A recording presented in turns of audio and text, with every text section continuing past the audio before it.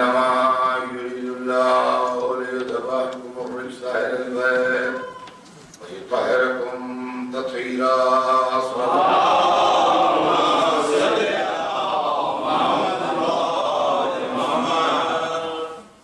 ارشاد اقدس جناب رب العزت ہے کہ یقیناً اللہ نے یہ ارادہ کر لیا ہے اہل بیت کہ آپ سے ہر طرح کی گندگی کو، ہر طرح کی برائی کو، ہر طرح کے رجس کو، ہر طرح کی خرابی کو دور رکھے گا اور آپ کو اس طرح پاک و پاکیزہ رکھے گا جو پاک و پاکیزہ رکھنے کا حق ہے. حضرات محترم، میں نے کل آپ کی خدمت میں عصمت کے تعلق سے عرض کیا کہ عصمت دین کی ضرورت ہے، اس کو فضیلت کہہ کے اور جھگڑے کا موضوع بنانا مناسب نہیں. دین ایسے کیریکٹرز چاہتا ہے جن میں غلطی کا امکان نہ ہو تاکہ ہمیں 100% دین پر اعتبار حاصل ہو اور 0.1% بھی ڈاؤٹ نہ ہو. اس لیے کہ ڈاؤٹ اور شک ایمان کا دشمن ہوتا ہے. ایمان کی تعریف یہ ہے کہ انما المؤمنون الذین آمنوا باللہ ورسولہ ثم لم یرتابوا. بس مومن وہ ہیں جو اللہ و رسول پر ایمان لائیں اور اس کے بعد پھر ذرا سا بھی ان کو شک، ڈاؤٹ. تو جہاں سے ڈاؤٹ آتا ہے وہاں سے ایمان رخصت ہو جاتا ہے. تو اگر ہمیں اس بات میں ڈاؤٹ رہے کہ یہ وہی مال ہے جو اللہ نے بھیجا تھا یا دوسرا ہے، تو بتائیے ایمان کہاں سے آئے؟ لہذا ایمان کی سلامتی کے لیے عصمت ضروری ہے. بہت سمپل سا مرتبہ ہے کہ ایمان کی سلامتی کے لیے عصمت ضروری ہے کہ ہمیں یہ یقین آ جائے کہ ہمیں ان ذرائع سے اسلام ملا ہے کہ جن سے غلطی کا کوئی امکان نہیں. معصوم عالم کی ذات اقدس کا جو تعارف کرایا گیا نزول آیت تطہیر کے وقت، وہ عصمت کے مرکزی کیریکٹر کی حیثیت سے تعارف کرے. آپ ان بات ان لفظوں کو غور سے سنیں جو آپ زندگی بھر سنتے آئے ہیں. میں بچے ہوئے سب زندگی بھر سنتے آئے ہیں، اس پر پھر سے غور وہ آپ کے لیے بالکل نئی لفظیں نہیں. حدیث پتا کے جملے ہیں ہم فاطمہ تو ابوہا و بالوہا و بنوہا.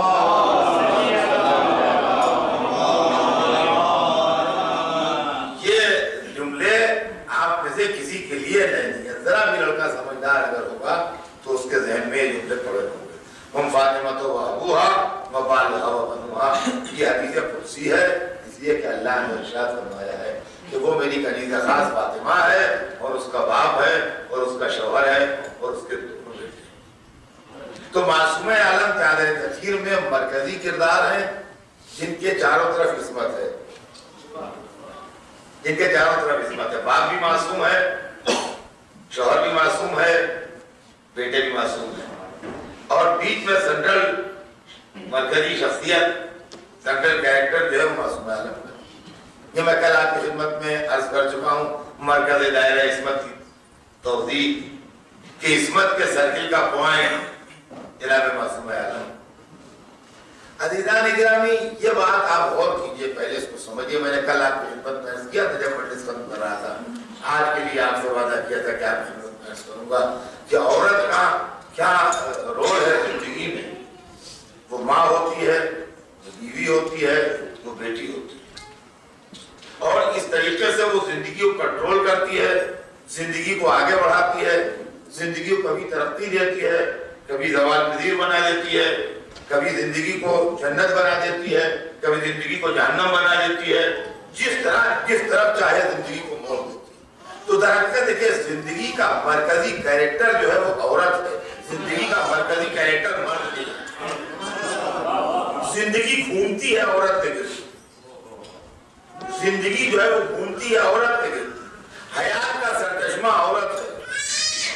زندگی اس کی کوکھ سے جنم لیتی ہے، زندگی اس کی بنیاد پر آگے بڑھتی ہے. اور ہمایام نے تو بنیادی طور سے سرچشمہ حیات اس کی شخصیت سے پوچھتا ہے. لہذا اس کے کردار کو سمجھیے کہ یہ کیا ہے.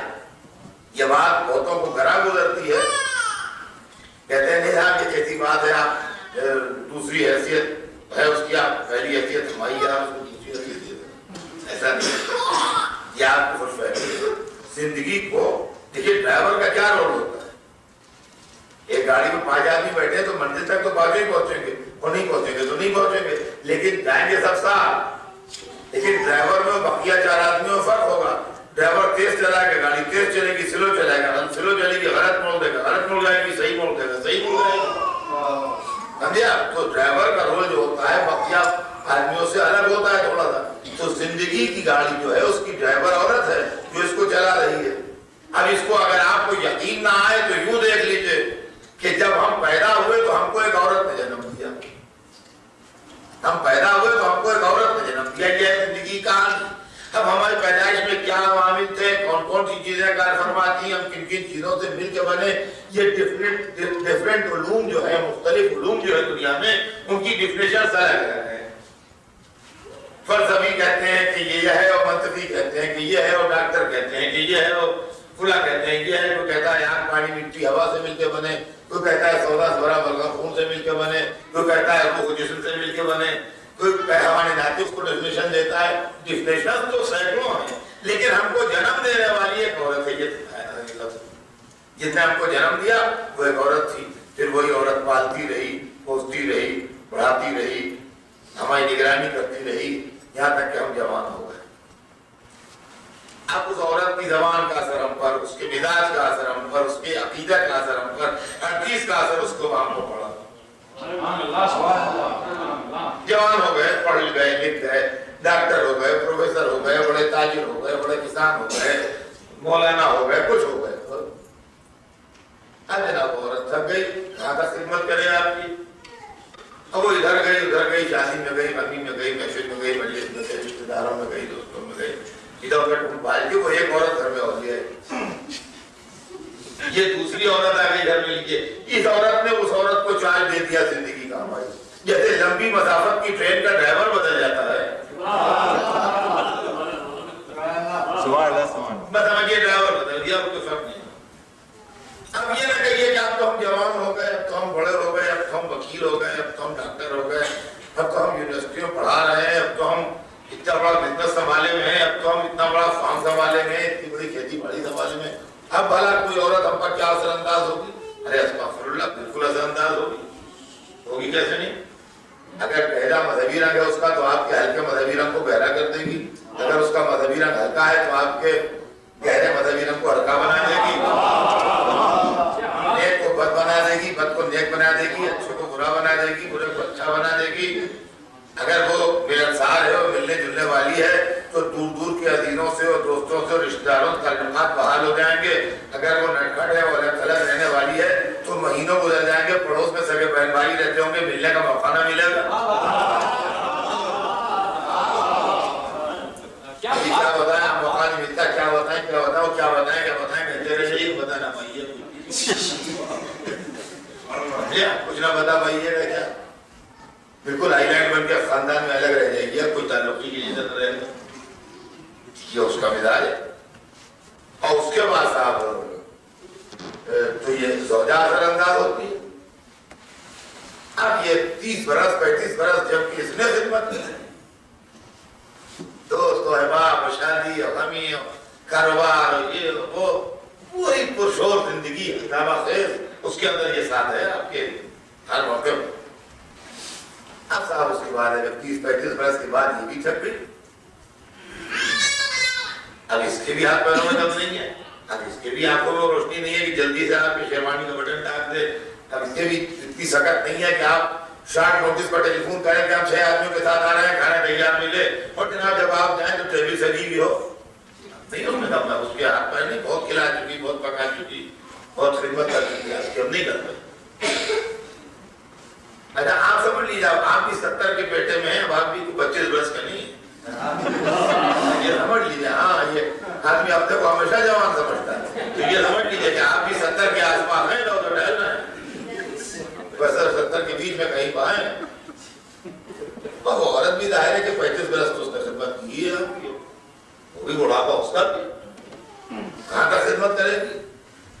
اب لیٹے لیٹے آپ نے آواز دی کہ ہم آج رات کو کھانا نہیں کھائیں گے، ہمارے دانت میں بہت درد ہے، آج کھانا نہیں کھایا جائے گا.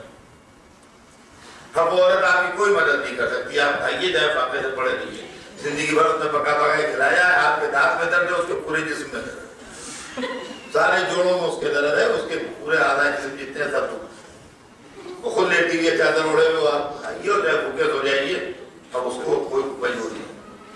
آپ یہاں پر تیسری عورت آتی ہے اور وہ کہیں باہر سے آئی بھی نہیں ہے, وہ اسی گھر کے اندر کی عورت ہے.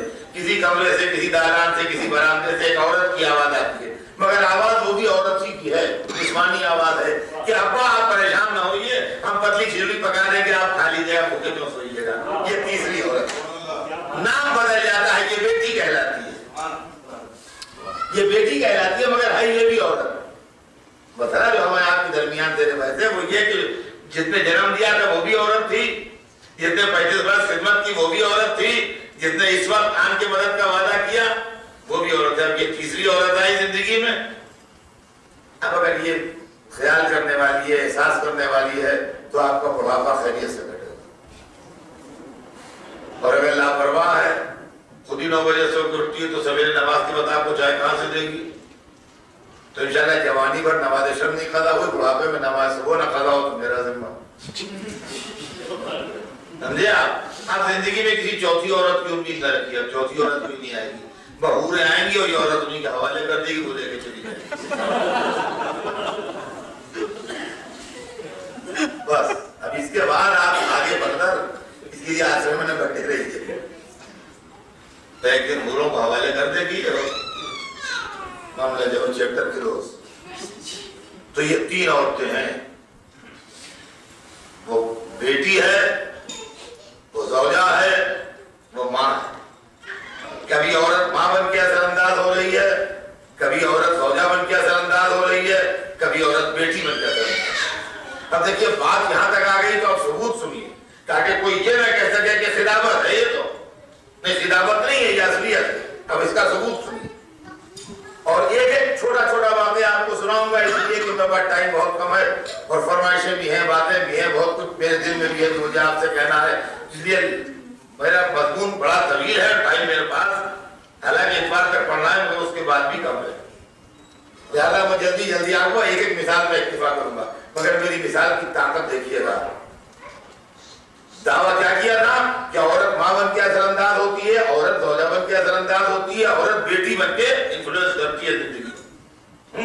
اب دلیل سنیے, عورت ماں بن کے اثر انداز ہوتی ہے. دلیل یہ ہے کہ جس بچے کا باپ شیر خدا ہے, کرار علی مرتضیٰ جیسا شخص ہو, اس پر بھی ماں کے اثرات ہوتے ہیں. سبحان اللہ.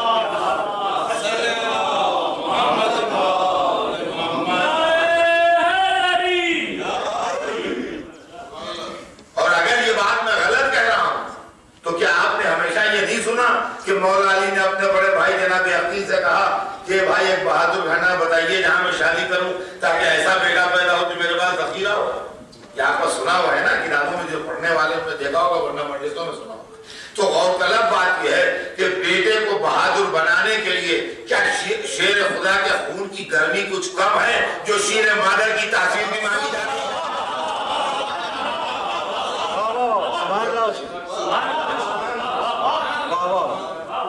مجھے بتائیے کیا خون شیر خدا کی تاثیر کچھ کم ہے کہ جو ماں کی طرف سے بھی چاہا جا رہا ہے کہ ادھر سے بھی بہادری کا ورثہ ملے. مگر جو مولا علی نے فرمایا تھا 34 برس کے بعد ہم نے اس کی صداقت اپنی آنکھوں سے دیکھ لی. ارشاد علی جو ہوا تھا 34 برس کے بعد اپنی آنکھوں سے اس کی سچائی دیکھ لی کہ اگر لاکھوں کے نرغے سے اکیلے کا خوراک چھین لینا خون شیر خدا کی تاثیر تھی تو پیاسے جوان کا دریا سے پیاسا نکالانا تربیت مادری کا اثر. تو اب آپ سمجھ لیجئے کہ تاجدار وفا جو بن گئے تو یہ وہ ماں کی تربیت تھی. تو اب دنیا میں کیا کوئی صاحب اس کا آسرا لگائے بیٹھے کہ ان کو علی سے بڑھ کے باپ مل جائے؟ کیا اس کا امکان ہے کہ کسی کو علی سے بڑھ کے باپ مل جائے؟ تو جس بچے کا باپ علی ہو اس پر بھی ماں کے اثرات ہوتے ہیں. تو عورت ماں بن کے یہاں تک اثر انداز ہوتی ہے کہ علی کی اولاد پر بھی اثر انداز ہوتی ہے. اب آئیے عورت زوجہ بن کے اثر انداز ہوتی ہے. یہ بھی واقعہ آپ کا سنا ہوا ہے. آپ اچھی طرح واقف ہیں جناب زہیر قین سے. ناظران امام میں ان کا بڑا مرتبہ تھا. ظہر کی نماز کے وقت سینے وکیل روکنے والوں میں یہ بھی شامل تھے. حسین کے لشکر کے میمنے کے یعنی رائٹ ونگ کے سردار بھی تھے. یہ روزے عاشور شب عاشور خیموں کے طلایہ بھی پھر رہے تھے, پہرا بھی دے رہے تھے. ان کی گفتگو بھی ہے. جب چراغ بجھایا گیا تب بھی انہوں نے باتیں کی تھی اور خدمت اپنی پیش کی تھی. لیکن امام کے کربلا پہنچنے سے 6-7 دن پہلے تک یہ اسی پارٹی میں تھے. جیسے حر تھے ویسے یہ تھے. خالی فرق ان میں اور حر میں یہ تھا کہ وہ نوکر بھی تھے فوج میں. یہ نوکر ہوکر کسی کے نہیں تھے, یہ آزاد آدمی تھے, مگر تھے گروپ میں اسی. چنانچہ تاریخ میں لکھا ہے کہ جب یہ حج کر کے نکلے ہیں تو ان کا قافلہ تیز چل رہا تھا تو امام کے قافلے کے برابر آ گیا. تو ایک منزل پہ جب قافلہ برابر آیا تو چونکہ یہ اپوزٹ کیمپ کے آدمی تھے لہٰذا ہم نے اپنے خیمے بھی الگ لگائے اور نماز بھی الگ پڑھی. نہ امام کے ساتھ خیمے لگائے نہ امام کے ساتھ نماز پڑھی. دوسری منزل پر پھر ہم نے اپنے خیمے الگ لگائے اور نماز الگ پڑھی. اب دوسری منزل پر ان کا قافلہ آگے بڑھ جاتا کہ امام نے کسی کو بھیج کے یا بروایت جناب علی اکبر کو بھیج کے ان کو بلایا. اور جب ان کے پاس پیغام گیا کہ امام بلا رہے ہیں تو ان کو ہیزیٹیشن تھا, تردد تھا, سوچ رہے تھے جاؤں کہ نہ جاؤں, جاؤں کہ نہ جاؤں. تو ان کی بیوی نے کہا کہ بڑے شرم کی بات ہے کہ جس کا کلمہ پڑھتے ہو اور جس کی امت میں ہو اس کا نواسہ بلا رہا ہے. تم جس کی امت میں ہو, جس کا کلمہ پڑھتے ہو, اس کا نواسہ بلا رہا ہے اور تم سوچ رہے ہو جاؤں کہ نہیں جاؤں. اس سے بڑھ کے بھی کوئی رسوائی کو شرم کی بات ہے. جاؤ, کہتے کیوں نہیں جاؤ, دیکھو فرماتے کیا ہے. کیا کوئی تمہیں مار ڈالیں گے, کیا کوئی تمہیں قید کر لیں گے, کیا ہوگا, جانے آنے میں کیا ہے. تو جب بیوی نے کہا تو وہاں سے آئے تو روایت بتاتی ہے کہ امام ہاتھ پکڑے ہوئے خیمے کے پیچھے لے گئے اور بس مشکل سے 2 منٹ میں واپس آ گئے. اور ایسا لگا جیسے امام نے خیمے کے پیچھے لے جا کے آدمی بدل دیا. یعنی وہ ظاہر جو تھے جو خیمے کے پیچھے گئے تھے وہ کہیں اور چلے گئے اور دوسرے ظاہر کے لیے چلے آئے. اب جو نکلے پیچھے سے واپس خیمے سے تو آدمی بدلا ہوا تھا. سر جھکائے ہوئے اپنے خیمے میں گئے اور کہا کہ خیمے اکھاڑو, ہمارے خیمے وہاں لگاؤ امام کے پاس. اور بیوی سے کہا کہ جتنا مال تھا میں نے بخوشی سب تمہیں دیا اور تمہیں آزاد بھی کیا, رہا کیا, طلاق دی. جاؤ تم اور مجھے میرا انتظار نہیں, میں حسین کے پاس جا رہا ہوں. جس پر اس مومنہ نے کہا کہ یہ کون سا موقع ہے, چلو تم بھی چلو میں بھی چلتی ہوں. اور دونوں آئے. تو بہرحال لیکن آپ ذرا غور کیجئے کہ زندگی کس طرح بدلی.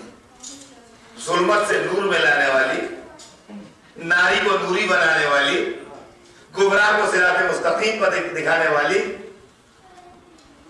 صبح قیامت تک قابل نفرت و ملامت کریکٹر کو صبح قیامت تک قابل درود و سلام بنانے والی, جی جہنمی کو جنتی بنانے والی, یزیدی کو حسینی بنانے والی بیوی ہے. اب اس سے بڑھ کے آپ بیوی کا کیا اثر کرتے ہیں بھائی, اس سے بڑھ کے آپ زندگی پر بیوی کا کیا انفلوئنس کرتے ہیں. یہ دوسری مثال ہو گئی کہ عورت ماں بن کے اثر انداز ہوتی ہے, عورت بیوی بن کے اثر انداز ہوتی ہے. اب یہ تیسری مثال سنیے, عورت بیٹی بن کے اثر انداز ہوتی ہے. اور اس سے بڑھ کے مثال نہیں ہے میرے پاس, اس لیے کہ اللہ نے اس سے بڑھ کے آدمی نہیں بنائے. اگر اللہ اس سے بڑھ کے آدمی بناتا تو شاید مثال بھی اس سے بڑھ کے ہو جاتی. اس سے بڑھ کے مثال نہیں ہے میرے پاس کہ حضور ختمی مرتبہ میں ارشاد فرماتے ہو. اب ذرا آپ غور کیجیے گا, حضور ختمی مرتبہ میں ارشاد فرماتے ہیں کہ جب میں غمزدہ اور امت کا ستایا گھر میں آتا تھا تو فاطمہ کا چہرہ دیکھ کے جوش تبلیغ پیدا ہوتا.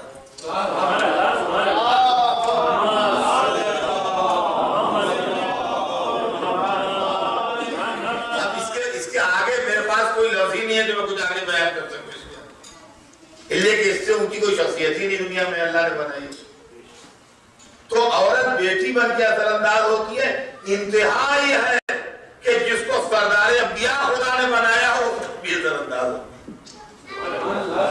انتہا یہ ہے کہ سرور کائنات کہہ رہے ہیں کہ جب میں غمزدہ اور امت کا ستایا گھر میں آتا تھا تو سیدہ کا چہرہ دیکھ کے میرے اندر جوش تبلیغ پیدا ہوئی. اب ایک جملہ میں عرض کروں کہ سرکار بچے کے چہرے سے جوش طبیعت کا کیا رشتہ ہے؟ یہ کہیے غم غلط ہوتا تھا، یہ کہیے تھکن دور ہوتی تھی، یہ کہیے کہ دن بھر کی کلفت ختم ہو جاتی تھی، یہ جوش طبیعت کا کیا رشتہ ہے بچے کے چہرے سے؟ تو ممکن ہے جواب دے تجھے کیا خبر؟ فاطمہ کے معصوم چہرے میں چھپی ہوئی نسل امامت زبان حال سے کہتی تھی بابا دین پہنچا جائیے، بچانا میرا ذمہ ہے۔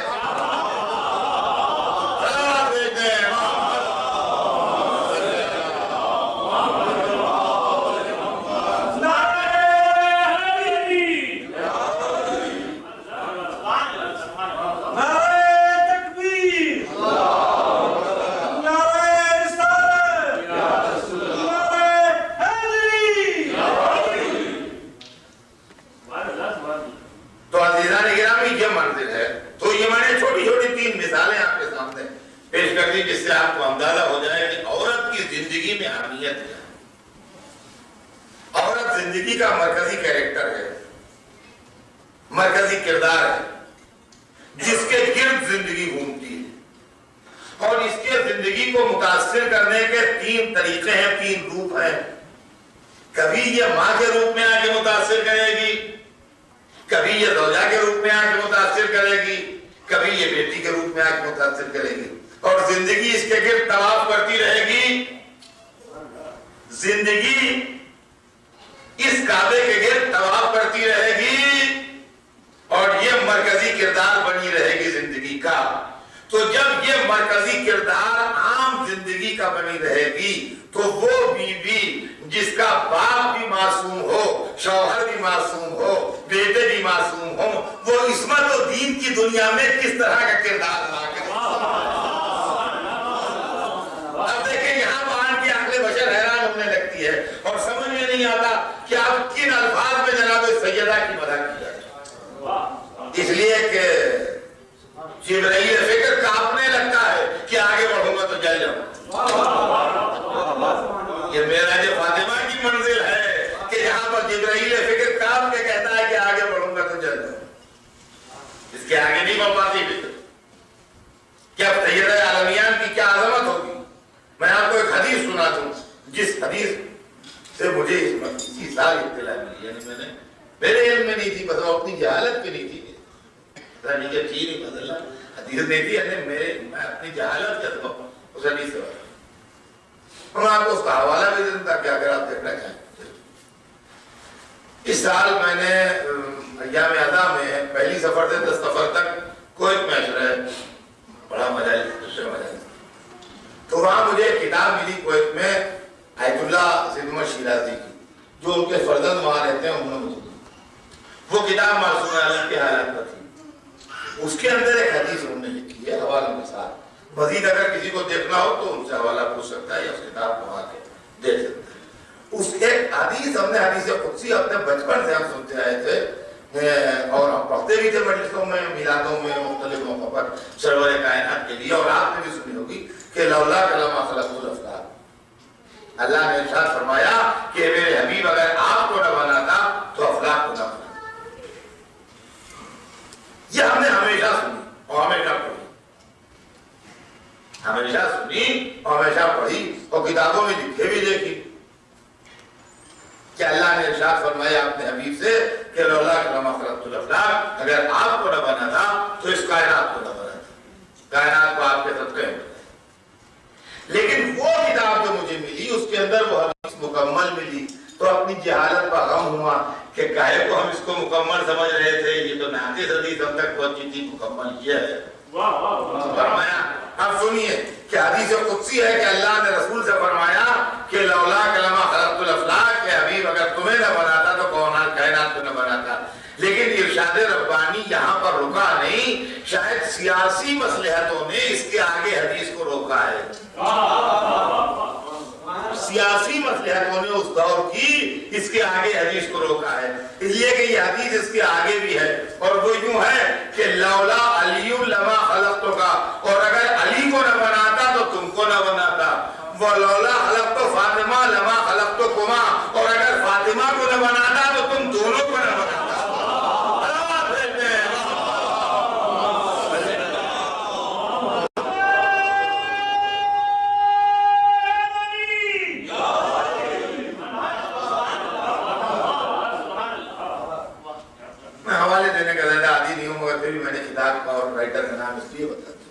کہ اگر آپ کو مزید کچھ اس کے اوپر تحقیق کرنا ہو، معلوم کرنا ہو، یہ کرنا ہو تو آپ معلوم کر سکتے ہیں۔ سیرت فاطمۃ الزہرا کتاب کا نام ہے، حضرت محمد شیرازی کی لکھی ہوئی ہے، پرنٹڈ کتاب ہے، چھپی ہوئی ہے، کوئی نایاب نسخہ نہیں، اس میں یہ مدد ہے۔ آپ اس کے فلسفے پر غور کیجئے، کیا ہے فلسفے پر غور کیجئے، کیا ہے کائنات کا وجود عبث تھا اگر اللہ کے مقصد کے مطابق انجام ہدایت نہ ہوتا۔ لہذا یہ ٹکڑا بالکل صحیح ہے کہ تمہیں نہ بناتا تو کائنات کو بناتا، لیکن اگر حضور دین پہنچا جاتے اور کوئی دین کا بچانے والا نہ ہوتا تو دین پہنچانا عبث تھا۔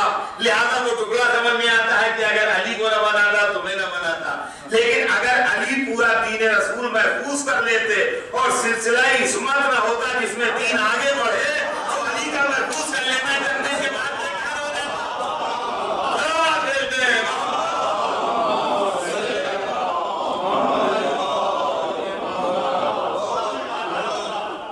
فاطمہ کی برکت کو نسل پاک امامت ہے جس کے اندر دین آج تک محفوظ ہے،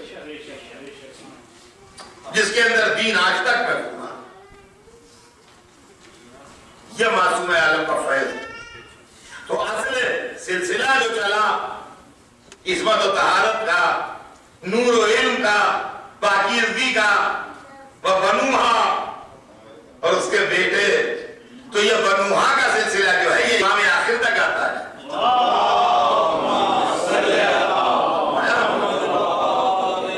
یہ امام حسن اور امام حسین پر تمام نہیں ہو جاتا ہے۔ باپ ایک رشتہ، شوہر ایک رشتہ، اولاد ایک رشتہ، فرمایا تو یہ بنوہا والا سلسلہ جو ہے یہ آج بھی قائم ہے۔ تو کیا فاطمہ زہرا مرکز ہے؟ عزیزان گرامی آپ سمجھیے، عظمت کو سمجھیے، سیدہ عالمیان جو ہیں وہ عصمت کی دنیا کا سنٹر ہے، مرکز ہے۔ اور دیکھیں دنیا کا اصول یہ ہے کہ مرکز ہی کے تعلق سے زندگی باقی رہتی ہے، ورنہ آدمی اندھیروں میں کھو جاتا ہے۔ مرکز کی اہمیت کو سمجھیے آپ کے کیا چیز۔ دنیا کے ہر ملک میں ایک مرکز ہوتا ہے، ہر ملک کا ایک کیپٹل ہے۔ بغیر مرکزیت کے دنیا کا کوئی ملک نہیں چل رہا۔ کینیڈا کا بھی ایک سینٹر ہے، امریکہ کا بھی ہے، پاکستان کا بھی ہے، ہندوستان کا بھی ہے، دنیا میں جتنے ملک ہیں ہر ایک کا ایک مرکز ہے۔ مرکز سے فائدہ کیا ہوتا ہے کہ مرکز پورے ملک کے وجود کا محافظ ہوتا ہے اور ہر چیز پلٹ کے پھر وہیں جاتی ہے، وہیں سے آتی ہے۔ پاکستان کے سفیر اور لوگ اور یہ وہ ساری دنیا میں پھر پلٹ کے جو جائے گا پھر اسلام آباد جائے گا، اس لیے کا مرکز وہی ہے۔ ہندوستان کے ساری دنیا میں جو پلٹ کے جائے گا پھر دہلی جائے گا، امریکہ کے ساری دنیا میں جو معاملہ پلٹ کے جائے گا پھر واشنگٹن ڈی سی جائے گا۔ مطلب یہ کہ جو مرکز ہوتا ہے جب تک مرکز سے وابستگی رہے گی، جب تک زندگی برقرار رہے گی، اور جس نے اپنے مرکز کو چھوڑا وہ اندھیروں میں ایسا کھو جائے گا کہ پتہ ہی نہ ملے۔ اچھا مرکز محافظ بھی ہوتا ہے اور حیات و وجود کا ضامن بھی ہوتا ہے، اسی لیے ہمیشہ آپ یہ دیکھیے کہ دشمن جب حملہ کرتا ہے مرکز پر حملہ کرتا ہے، اور اگر صاحب اقتدار مرکز کو بچا لے گیا تو حملہ بغاوت کہلاتا ہے، اور اگر مرکز ہاتھ سے نکل گیا تو مرکز انقلاب بن جاتا ہے۔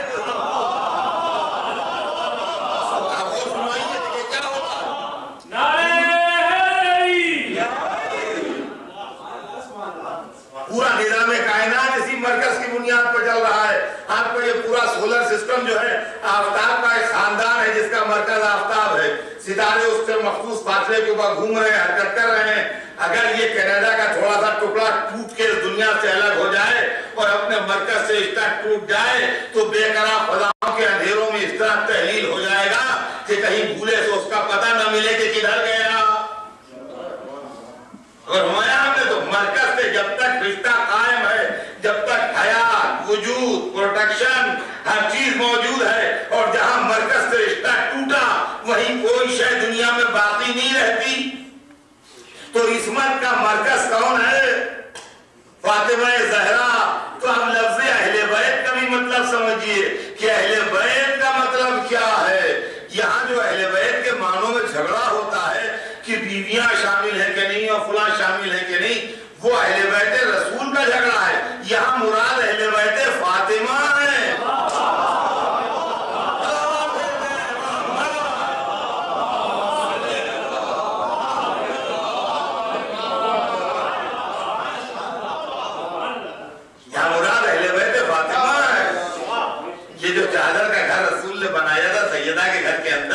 اس کے اندر مرکزی کیریکٹر سیدہ عالمیان کا ہے. اس لیے کہ اگر اہل بیت ہی ہیں تو رسول اللہ تو الگ ہی ہو جائیں گے. اگر معاملہ اہل بیت کا ہے تو رسول اللہ تو بیچارے الگ ہو جائیں گے. ایک فضیلت آئے تو اہل بیت کی شان میں آئی ہے اور رسول اپنے کو اہل بیت میں شامل کرتے ہیں. رسول اپنے کو اہل بیت سے الگ نہیں کرتے، رسول اپنے کو اہل بیت میں شامل کرتے ہیں. اس کا ثبوت قرآن پاک سے آیت تطہیر ہے کہ رسول بھی پاک ہے کہ نہیں. کون مسلمان کہے گا کہ معاذ اللہ پاک نہیں؟ تو آیت تطہیر تو لفظ اہل بیت کہہ رہی ہے. تو اگر رسول اہل بیت نہیں ہے تو ان کی دعوت کیسے؟ لہذا رسول شامل اہل بیت ہے. یہ تو قرآن سے دلیل ہے. اب آئیے حدیث سے دلیل سنیے. ہر زبان جانتے ہیں، لینگویج جانتے ہیں، آپ سمجھ لیں گے. جب سلمان کو داخل اہل بیت کیا ہے تو یہ نہیں فرمایا سلمان ہمارے اہل بیت میں ہے، بل سلمان و منا اہل البیت، سلمان ہم اہل بیت میں ہیں. ہم اہل بیت کے معنی اور ہیں اور ہمارے اہل بیت کے معنی اور ہیں. ہمارے اہل بیت کا مطلب یہ کہ رسول الگ ہے، ان کے اہل بیت الگ ہیں، اور ہم اہل بیت کا مطلب یہ کہ کہنے والا اہل بیت میں شامل ہے. تو رسول جب سلمان کو شامل کر رہے ہیں تو اپنے کو بھی اہل بیت میں شامل کر رہے ہیں. تو آپ سمجھیے آپ کہ اہل بیت فاطمہ ہیں. بیت فاطمہ کا ہے، اس کے اندر اہل بیت میں ان کے باپ شامل ہیں، ان کے شوہر شامل ہیں.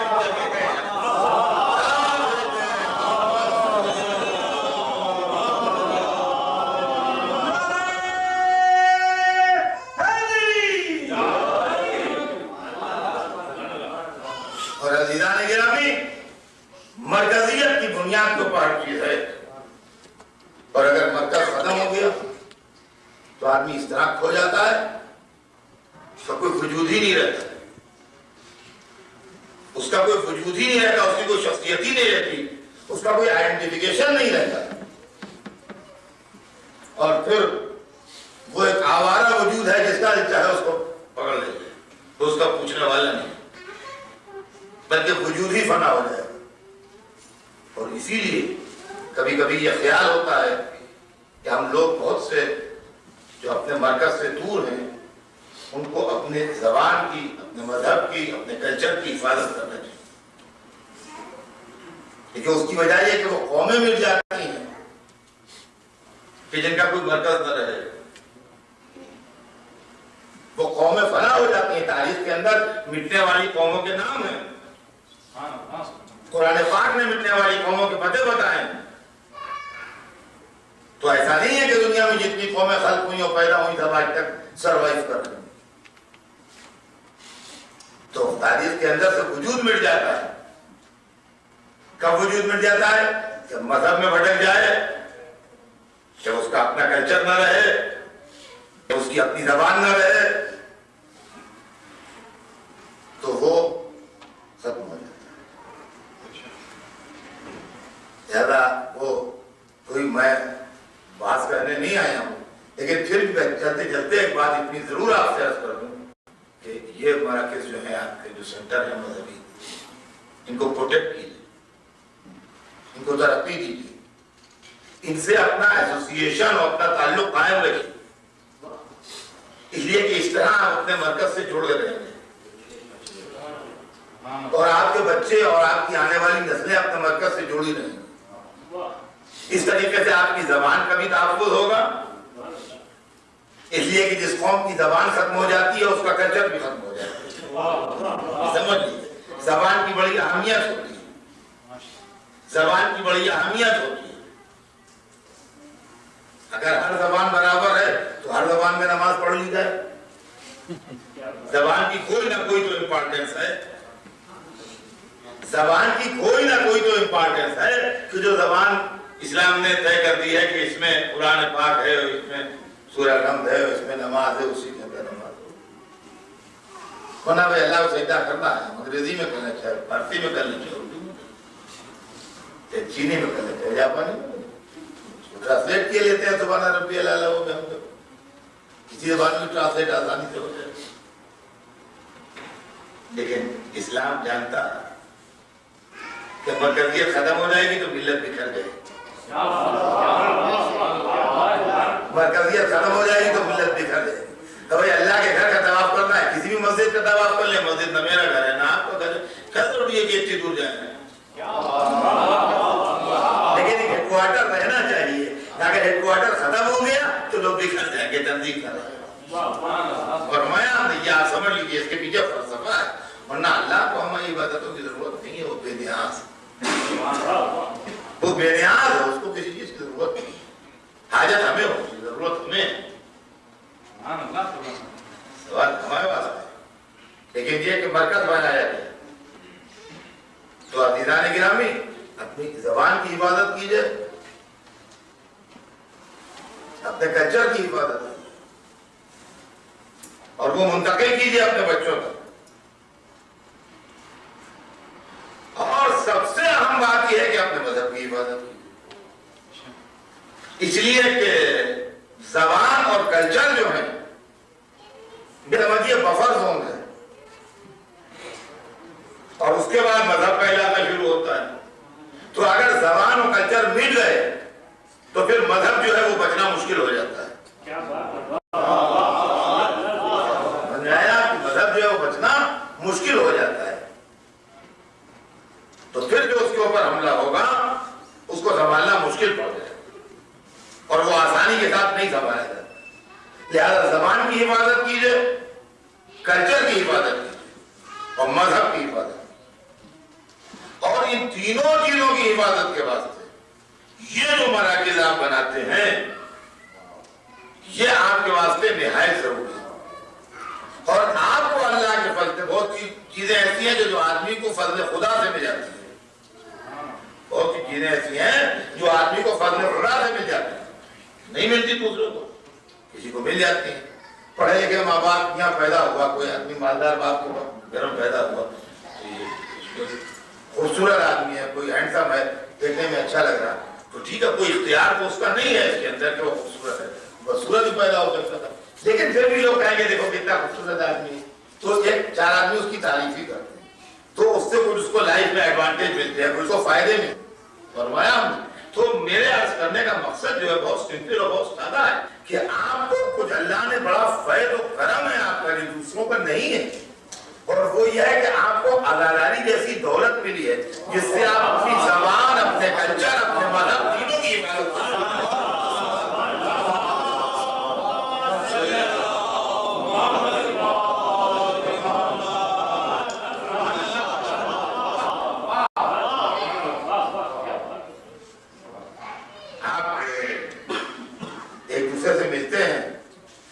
بہانے دوسروں کے مقابلے میں آپ کی ملاقاتوں کے موقع زیادہ ہیں، اور دوسرے مسلمانوں یا دوسری قوموں کے مقابلے میں آپ کو ملاقات کے موقع زیادہ ملتے ہیں۔ 2 مہینے 8 دن محرم رہتا ہے، پھر اس کے بعد مختلف ولادت وفات کی تاریخیں آتی ہیں، عیدیں آتی ہیں، مختلف قسم کے موقع آتے ہیں جس کے اندر آپ ایک دوسرے سے ملتے ہیں، تو یہ جو آپ ایک دوسرے سے ملتے ہیں یہ دوسروں کو اتنے زیادہ یہ مواقع فراہم نہیں۔ پھر اس کے اندر آپ کی تقریریں ہوتی ہیں، کچھ پروز ہے، کچھ پوئٹری ہے، آپ کی اپنی پرانی لینگویج میں ہے، اس طریقے سے آپ کو اپنے لینگویج کے پروٹیکشن کا بھی موقع مل جاتا ہے۔ پھر اور سب سے بڑی چیز جس چیز کی حفاظت ہوتی ہے وہ آپ کا مذہب ہے۔ ایک دوسرے سے ملنے کے بعد سینکڑوں مسائل پیدا ہوتے ہیں حیات اجتماعی کے، ہزاروں مسائل حیات اجتماعی کے پیدا ہوتے ہیں۔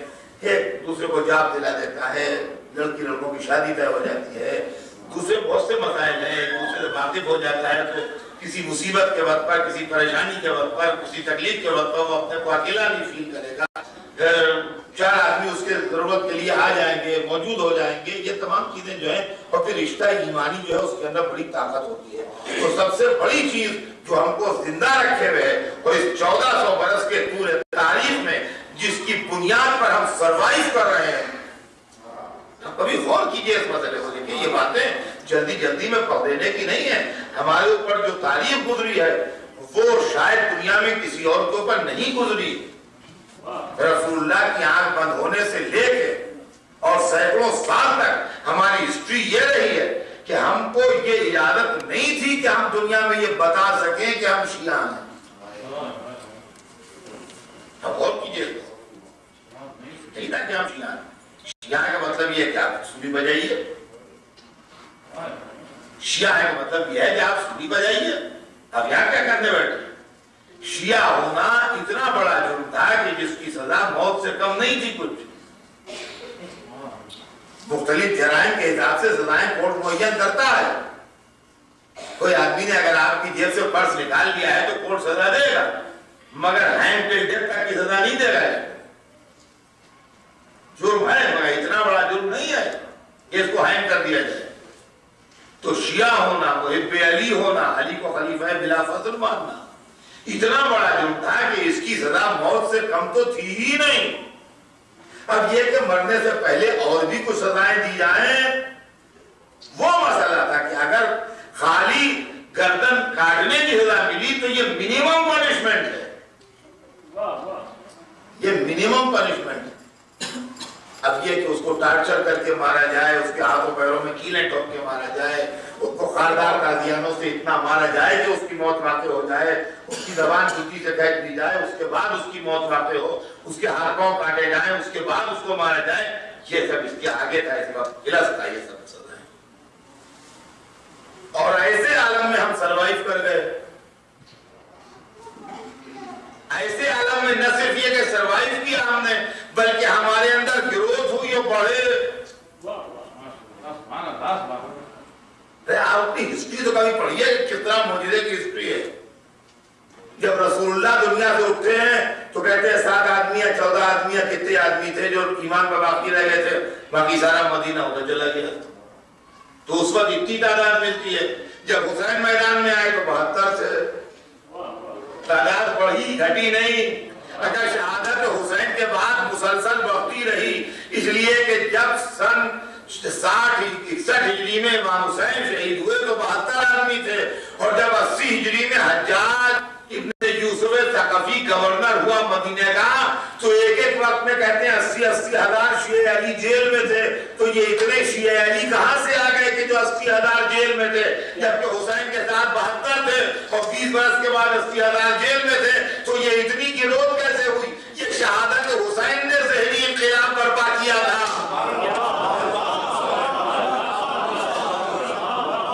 یہ نسلی اور خاندانی شیعہ نہیں تھے, یہ شہادت حسین کے اثر سے ہو گئے تھے شیعہ. اور ہو گئے تھے. تو اب جو کربلا کا انقلاب چلا تو اس نے بنی امیہ کا بھی چراغ بجھایا اور بنی عباس کا بھی چراغ بجھایا اور ہر ظالم و جابر کا چراغ بجھایا اور ہر سرکش و عناد کرنے والے کو زیر کیا.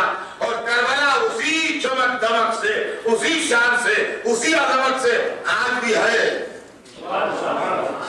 تو عزیزان گرامی یہ وہ دولت ہے کہ جس کے متعلق ہم یہ کہہ سکتے ہیں کہ ہمارا تشخص, ہمارا آئیڈینٹیفیکیشن, ہمارا وجود اور ہماری شخصیت کو زندہ رکھنے اور اس ظلم و جور کے اندر سروائیو کرنے کا سلیقہ ہمیں ان شہیدوں نے سکھایا ہے جو تیرے خنجر کو سرا رہے ہیں.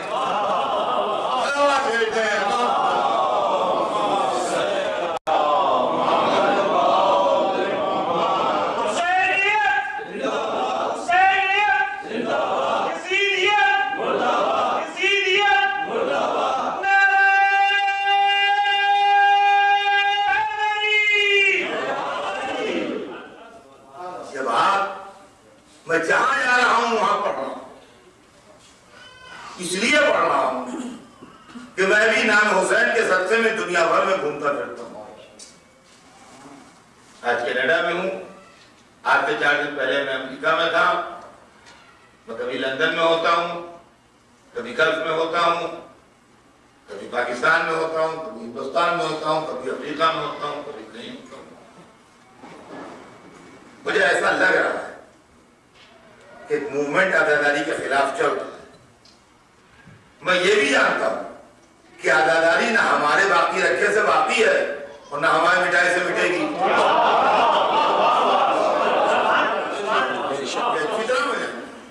یہ کہ ہم عزاداری کی وجہ سے باقی ہیں، عزاداری ہماری وجہ سے نہیں باقی۔ لیکن اس کے بعد پڑھتا کیوں ہوں یہ بھی سن لیجیے آپ، اس کا بھی ریزن ہے کیوں پڑھتا ہوں۔ پڑھنے کا بڑا دلچسپ ریزن، جب خانہ کعبہ پر ہاتھیوں کا حملہ ہوا تو وہ جو لشکر آیا تھا جو خانہ کعبہ کو ڈھانے آیا تھا، ابرہہ جس کا سردار تھا، تو خانہ کعبہ کے باہر حضرت عبد المطلب کی چراگاہ تھی، اس لیے وہ سردار تھے، تو مکے کے باہر جو زمین پڑی تھی وہاں پر ان کے اونٹ چلا کرتے تھے، تو ابرہے نے ان کے اونٹ پکڑ لیے تھے۔ تو یہ اس کے پاس گئے، اس سے ملاقات کی، اور اس میں بڑی عزت و احترام سے ان کے اندر ایسا روب تھا اور ان کی شخصیت ایسی تھی کہ وہ باوجود اس کے کہ اس نے چاہا تھا کہ احترام نہ کرے مگر وہ تعظیم کے لیے کھڑا ہوا، اس کا پورا دربار ہوا اور اس نے ان کو بٹھایا بہت عزت سے، اور کہا آپ نے کیسے زحمت کی؟ کہا تیرے لشکر نے میرے اونٹ پکڑ لی ہیں تو اس لیے آیا ہوں کہ کروں چھوڑ دے۔ تو اس نے کہا کہ جی مجھے بڑا تعجب ہوتا ہے۔ کبھی تعجب کس بات کا ہے؟ کہا آپ کا ایسا شان و شوکت کا بڑا سردار اور چند اونٹوں کے لیے آیا اور جس گھر کے متولی ہیں اس کے لیے آپ نے کچھ نہیں کہا، شاید گئے اسی لیے تو ورنہ اونٹوں کے لیے لے جاتے۔ میرا خیال یہ ہے وہ گئے اونٹوں کا بہانہ کر کے گئے یہی کہنے کے لیے تھے۔ تو جب اس نے کہا کہ آپ کا ایسا بڑا شان و شوکت کا سردار اور چند اونٹوں کے لیے آیا اس گھر کے لیے کچھ نہیں کہہ رہا ہے جس کے متولی ہیں آپ، تو آپ نے فرمایا کہ بھائی اونٹوں کا مالک میں ہوں، اس لیے کہہ رہا ہوں اس گھر کا بھی کوئی مالک ہے وہ اس کو سوال ہے، جب اس گھر کا بھی کوئی مالک ہے وہ اس کو بچائے گا۔ چنانچہ وہی ہوا کہ جب اس نے لشکر بڑھایا آگے تو اللہ نے پتھر پھینکوائے ابابیلوں کے ذریعے، جس کا ذکر قرآن میں ہے، اور وہ لشکر اس کا پورا فنا ہو گیا۔ تو عزیزان گرامی، عزائے حسین تو کعبے کی طرح ہے،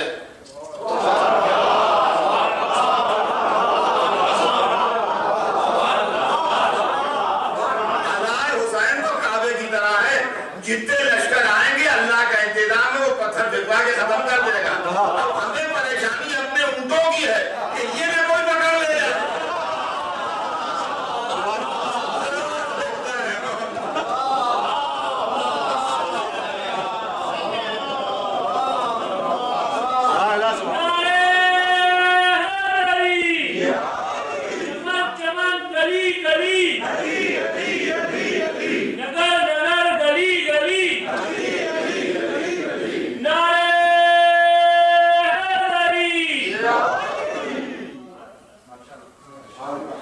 مسئلہ جو ہے وہ یہ ہے کہ ہم ایسا محسوس کر رہے ہیں کہ اپنے گھر سے جو پتھر آ رہے ہیں وہ بہت پریشان ہیں۔ باہر کے پتھروں کا ہم 1400 برس سے مقابلہ کرتے ہیں، پتھر نہیں تیر آتے ہیں، نیزے آتے ہیں، تلواریں ہیں، پتھر تو معمولی چیز مگر اس کی کوئی پرواہ نہیں، تو آتے ہیں۔ لیکن اپنے گھر کے اندر سے جب یہ سوال ہو کہ کیا ضروری ہے عزاداری ہونا، یہ کیا ہے اس کے اندر، یہ کیا ہے، یہ اتنی زیادتی کیوں ہو گئی، یہ اتنی کمی کیوں ہو گئی، یہ کس طرح کی بات ہے؟ یعنی ایسا نہیں، پوری منظم تحریک ہے پوری دنیا میں اینٹی عزاداری۔ میں آپ سے بتا دوں پوری دنیا میں منظم تحریک چل رہی اینٹی عزاداری، 3 چیزوں کے خلاف اس وقت موومنٹ ہے۔ یہ میں آپ سے بتا دوں، ہاں اس لیے کہ میرا کام خالی مجلس پڑھنا ہی نہیں ہے، چونکہ میں گھومتا رہتا ہوں لہذا بحیثیت ایک باخبر آدمی کے آپ کو باخبر کر دوں۔ ہمارے بنیادی 3 معاملوں کے اوپر اس پر زبردست پریشر ہے مخالفت کا۔ ایک عزاداری کے خلاف بہت زبردست تحریر، تقریر، سب چیز چل رہی ہے، ایک مرجعیت کے خلاف زبردست موومنٹ چل رہا ہے، اور ایک امام آخر کے وجود کے متعلق زبردست موومنٹ چل رہا ہے۔ بہت آرگنائز وے میں، بہت سسٹمیٹک وے میں، بہت ہوشیاری کے ساتھ یہ تینوں موومنٹ جو ہیں یہ چلائے جا رہے ہیں۔ عزاداری کے خلاف موومنٹ ہے، مرجعیت کے خلاف موومنٹ ہے، چنانچہ جگہ جگہ آپ دیکھیے کہ تحریکیں اٹھ رہی ہیں اس کی اغوالیت۔ جب ایک چیز دم توڑ چکی آج سے 250 برس پہلے تو کیا مانے ہیں کہ اس کو پھر سے وہ بیماری سر اٹھائے؟ تو اگر کوئی بیماری دنیا سے آج سے 250 برس پہلے ڈاکٹروں نے کوشش کر کے ختم کر دی اور پھر اس بیماری کے کیس آنے لگے تو یہ ڈاکٹروں کا فرض ہے کہ نہیں ڈھونڈیں گے اس کا وائرس کہاں سے تو اخباریت جس کو وحید بیبانی نے اپنے زمانے میں ختم کر دیا تھا آج سے 250 برس پہلے، کیسے پیدا ہو رہی ہے انڈیا میں، پاکستان میں، گلف میں اور دنیا کے دوسرے علاقوں میں؟ یہ کہاں سے آ گیا ہے؟ یہ بہت طلب ہے. یا اسی طرح امام آخر کے اوپر جو بحث ہو رہی ہے اور شیعوں میں ہو رہی ہے، یہ دیکھیں امامت کا معاملہ وہ نہیں ہے جیسے دوسروں میں ہے کہ ان کا ہم یزید کو نہیں مانتے، ہم فلاں کو نہیں مانتے. آپ کے یہاں یہ نہیں ہے، یہ کڑی سے کڑی ملی ہے، مانیے تو 12 کو مانیے، نہیں تو ایک کو بھی نہ مانتے.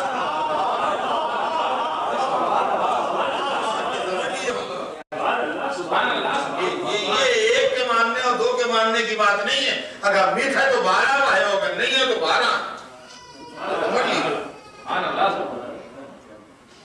اس میں کوئی اختلاف نہیں. رسول کے بعد اپنا راستہ طے کریے، رسول کے بعد آپ اپنا راستہ طے کر لیجیے، کوئی پریشانی نہیں. سارا مدینہ نکل گیا تو ہمارے نظریے پر کیا فرق پڑا؟ یہ کہ ہمارے پاس جو دین ہے وہ پبلک کی سپورٹ سے نہیں ہے، وہ دلیل کی بنیاد پر ہے. اس کو معاملے کو سمجھ لیجیے. ہمارے پاس جو فیتھ ہے وہ پبلک کی سپورٹ سے نہیں ہے، وہ ہے دلیل کی بنیاد پر. سمجھے آپ کو میں 2 جملوں میں سنا دوں. ہمارے پاس ہے جو کچھ بھی ہم کہتے ہیں یا پڑھتے ہیں وہ دلیل کی بنیاد پر ہے. وہ پبلک کی سپورٹ پر نہیں ہے کہ زیادہ آدمی آ جائیں گے تو ہم ہو جائیں گے پی ایم، ووٹ کم ملیں گے تو یہ ہو جائیں گے. یا اس کا سوال نہیں ہے، حقائق میں اس کا سوال نہیں ہوتا ہے. یہ ڈاکٹر صاحب بیٹھے ہیں، ساری دنیا مل کے اگر کسی مرض کے ریزن کو غلط بیان کرنے لگے تو کیا سچائی بدل جائے گی؟ بھائی ساری دنیا کہہ دے کہ یہ نہیں ہے، لیکن جو فیکٹ ہے، جو تحقیق سے ثابت ہو چکا ہے، جس کو علم پروف کر چکا ہے، بات تو وہی رہے گی. اب لوگ نہیں مانتے، نہ مانے ان کی بدنصیبی ہے، ان کی جہالت ہے. 2000 نہیں مانیں گے، 2000 جاہل ہیں، 2 ملین نہیں مانیں گے، 2 ملین جاہل ہیں، کون سی پریشانی کی بات؟ تو سچائیاں جو ہیں وہ ماننے والوں کی پابند نہیں ہوتی. ہمارے یہاں جو شیعہ فیتھ ہے وہ یہ ہے کہ اسلام میں قانون ہے. لیکن 2 جملوں میں سن لیجئے، ہمارا شیعہ فیتھ یہ ہے کہ اسلام میں قانون ہے. قانون 3 مرحلوں سے گزرتا ہے. قانون اس نے بنایا ہے جس نے انسان بنائے ہیں. انسانوں کے لیے قانون بنا کے بھیجا ہے جس کا نام مذہب ہے. قانون 3 مرحلوں سے گزرتا ہے. پہلا مرحلہ ہوتا ہے قانون کا بنایا جانا یعنی لیجسلیشن. دوسرا مرحلہ ہوتا ہے قانون کا پبلک تک پہنچانا تاکہ لوگ واقف ہو سکیں. تیسرا مرحلہ ہوتا ہے قانون بنانے والے کی مرضی کے مطابق قانون کا انٹرپریٹیشن. قانون بنانے والے کے قانون کی اسپرٹ کے مطابق اس کا انٹرپریٹیشن. اس لیے کہ قانون میں جو ورڈنگز استعمال ہوتی ہیں ان کے انٹرپریٹیشن کی بڑی اہمیت ہوتی ہے. ہمارے پاس یہ تینوں مرحلے بالکل پرفیکٹ طریقے سے معین ہیں. قانون بنانے والا اللہ ہے، قانون پہنچانے والے رسول ہیں، قانون کا انٹرپریشن کرنے والے 12 امام ہیں.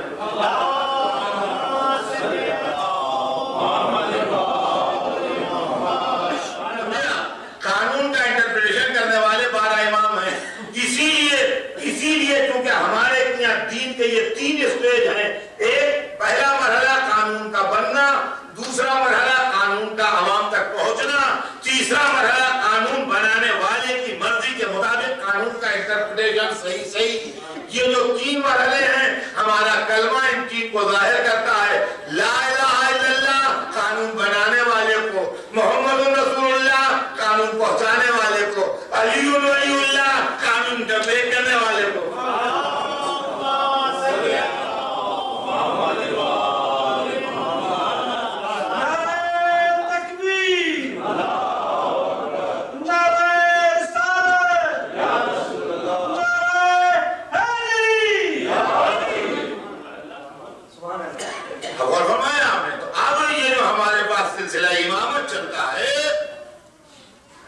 سلسلہ امامت کے اندر یہ بات اچھی طرح ذہن نشین رکھیے کہ کہ یہ امامت کا سلسلہ ہمیں رسول بتا گئے ہیں، اور قائم آل محمد کے لیے سارے علماء اسلام، سارے بخاری سے لے کے آج تک ان کے قائل ہیں۔ اچھا آدمی دیکھیں ہر چیز کا علاج ہے، آپ نے اگر معلوم نہیں کیا تو اس کا کوئی علاج نہیں ہے کہ مجھے نہیں معلوم، یہ آپ کی جہالت ہے، آپ کو معلوم ہونا چاہیے، پڑھیے، اس کا دنیا میں کوئی علاج نہیں۔ میں نے تو کبھی سنا نہیں، تو آپ کی غلطی، آپ نے نہیں سنا، آپ کو سننا چاہیے، آپ سن لیجیے، اگر ابھی تک نہیں سنا تو آج سن لیجیے۔ بخاری سے لے کے قائم آل محمد کو آج تک کی جو کتابیں لکھی گئی ہیں ان میں لکھا ہے سب وہی لکھتے ہیں جو آپ مانتے ہیں، وہ آئیں گے سب مانتے ہیں، وہ دنیا کو عدل و انصاف سے بھر دیں گے سب مانتے ہیں، ان کے پیچھے عیسیٰ نماز پڑھیں گے سب مانتے ہیں، وہ نسل علی و فاطمہ سے ہوں گے سب مانتے ہیں، یہ ساری باتیں سب مانتے ہیں۔ اب یہ نہیں کیا مانتے ہیں؟ ہم یہ مانتے ہیں کہ وہ پیدا ہو چکے، سب یہ مانتے ہیں کہ پیدا ہوں گے۔ غور کیجیے گا، فرق اتنا سا ہے کہ ہم یہ مانتے ہیں کہ پیدا ہو چکے، سب یہ مانتے ہیں کہ پیدا ہوں گے۔ ایسا کیوں ہے؟ اس کی ریزن، ہر چیز کو ٹھنڈے دل سے سوچیے، جلدی فیصلہ نہیں کیجیے، اور دو کتابیں پڑھ لیجیے نہ کہیے یہ کہیں لکھا نہیں ہے۔ دیکھیے بہت جاہلوں کی سی بات ہے جو بہت لوگ اپنے کو پڑھا لکھا سمجھ کے کہتے ہیں، دنیا میں یہ بہت معمولی بات ہے کہ یہاں کے کوئی بحث چھڑی دی ہو کہ یہ کس کتاب میں لکھا ہے، اور میں آن کے کہہ دوں کہ فلاں کتاب میں لکھا ہے، اور جب وہ نکالی جائے تو اس میں ملے وہ، تو لوگ کہیں گے ارے اکثر صاحب بڑے قابل ہیں صاحب، وہاں فلاں بیٹھے تھے، اور جب وہ آئے تو انہوں نے کہا یہ فلاں کتاب میں ملے گا، وہ کتاب آئی تو انعام مل گیا اس میں۔ ارے بھائی واہ، ہم تو دیکھ کے دنگ رہ گئے۔ آپ بالکل نہ سمجھیں جو آپ دیکھ کے دنگ رہ گئے، یہ کوئی بڑے علم کی بات نہیں جو اطہر صاحب نے بتا دی، اس لیے کہ ہو سکتا ہے کہ اطہر صاحب نے اپنی زندگی میں وہی ایک کتاب پڑھی ہو اور اتفاق سے اسی میں وہ چیز تھی۔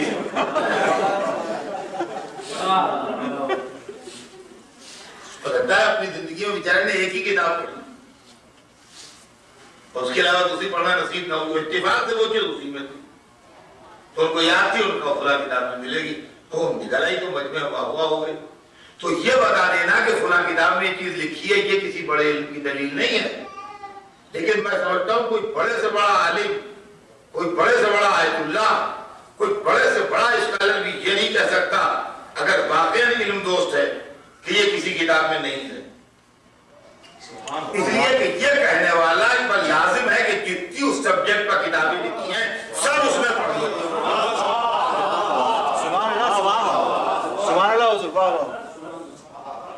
دیکھیے میں اگر لکھا ہوں یہ تو کہیں نہیں لکھا ہے تو میں کس اتھارٹی سے کہہ رہا ہوں صاحب؟ اگر اس سبجیکٹ پر 1,00,000 کتابیں اب تک لکھی گئی ہیں 1400 برس میں، تو پہلے میں 1,00,000 کتابیں پڑھ لوں اور اطمینان کر لوں کہ دنیا میں کوئی مینuscript بھی نہیں ہے، اب تب کہوں تو ہے کسی میں دم سوائے امام معصوم کے جو یہ کہہ دے یہ کہیں نہیں ہے۔ ہماری دنیا کے پڑھے لکھے آدمی کی تو ہم شاید اتنی بڑی ہمت کوئی نہ کرے، سمجھدار آدمی کہ یہ کہہ دے کہ کہیں نہیں ہے، پھر وہ کہتے ہیں کہیں نہیں ہے، یہ غرور جہل ہے، سمجھ رہی ہے؟ سبحان اللہ سبحان اللہ۔ اب لوگ کیوں نہیں مانتے؟ اس کی وجہ ہے اس لیے کہ اگر وہ یہ مان لیں کہ امام مہدی امام حسن عسکری کے صاحبزادے ہیں،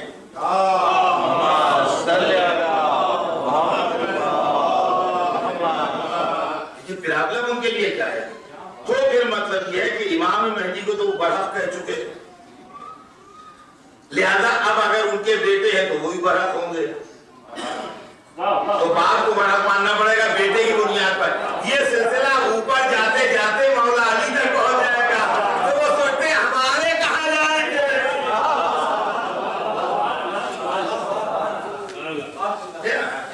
اور دوسری بات کہ حضور کی روایتوں کو جو چھپایا گیا اس کے اندر حکومتوں کا رول تھا، اور قرآن سے اس کا ثبوت ملے گا آپ کو۔ دیکھیے ان کے آنے میں یہ بات صاف صاف اور حدیث میں ہے کہ ظالم و جابر حکومتوں کا خاتمہ کر دیں گے اور دین خدا کو قائم کریں گے، لہذا ہر ظالم و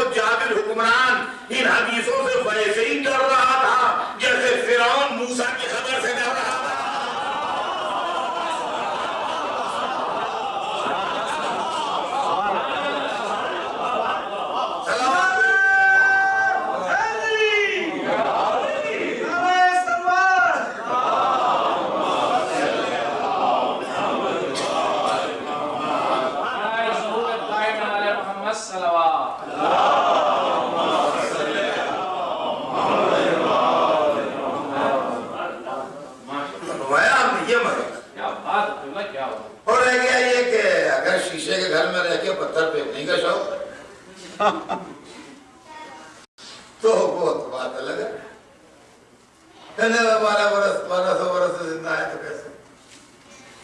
جیسے 2000 برس سے عیسیٰ زندہ ہے، 1200 برس سے تو کوئی مسئلہ ہی نہیں ہے۔ آپ مسلمان ہوں گے دیکھیے بچ کے جا نہیں سکتے جب تک قرآن میں ما قتلوہ ما صلبوہ رہے گا کہ نہ ان کو قتل کیا گیا نہ ان کو سولی دی گئی۔ بیچارے عیسائیوں کا اس میں قصور نہیں ہے، وہ تو حضرت عیسیٰ کی قبر بھی بتاتے ہیں، وہ کفن بھی پیش کرتے ہیں، جو خون سے تر ہے وہ تو سب کچھ پیش کرتے ہیں۔ مطلب یہ کہ وہ تو بیچارے کوئی نہیں، یہ آپ ہی گڑبڑ کر رہے ہیں، زندہ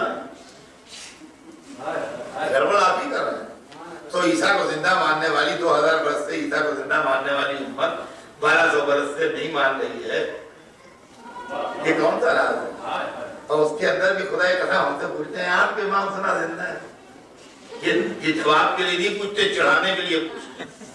تو دیکھیے ایک ہوتا ہے پوچھنے والا جو واقعا ایک چیز نہیں جانتا وہ پوچھتا ہے، جب آپ اس کو مطمئن کر دیے شرافت سے شکریہ ادا کر کے چلا جاتا ہے۔ اور ایک ہوتا ہے جو ستانے کے لیے پوچھتا ہے، ایک ہوتا ہے جو ستانے کے لیے پوچھتا ہے، آپ جواب دیں یا پھر وہ گڑبڑ کرے گا۔ تو ایسے لوگوں کو علمی جواب نہیں دینا چاہیے۔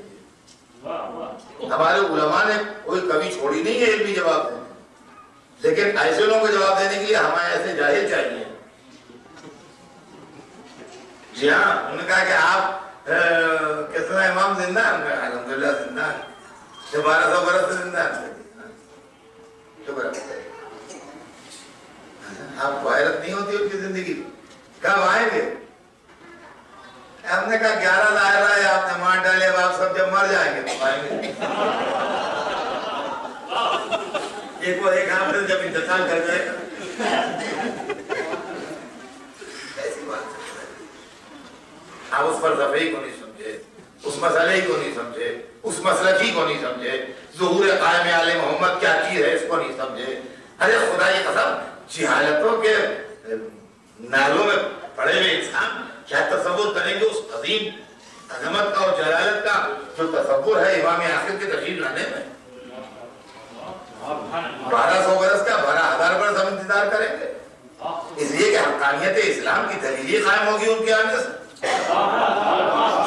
اب اور تو کھینچے، اگر کچھ نہیں ہے تو بھی کچھ ہے ہی نہیں، پھر اگر امام نہیں ہے اور ہدایت کا انجام آخر میں کامیابی پر نہیں ہے تو پھر یہاں سے وہاں تک پورا دینی بھی ہے کہ کچھ ہے ہی نہیں۔ اس کی وجہ یہ ہے کہ اللہ نے 1,24,000 امام رسول بھیجے، 12 امام بھیجے، اتنی کتابیں بھیجی، اتنا دین بھیجا، اتنی شریعت بھیجی، اور اس کے بعد اس ہدایت کے مشن کا یہی انجام ہے کہ ہر طرف قتل، ہر طرف خون، ہر طرف بے دینی، ہر طرف لادینی، ہر طرف گڑبڑ، ہر طرف فساد، ہر طرف ہنگامہ، ہر طرف برائی۔ تو اگر اس طریقے کا فیلیور ہے تو ایسا اللہ جو اس طرح فیل ہو جائے کیا ماننے کے قابل ہے؟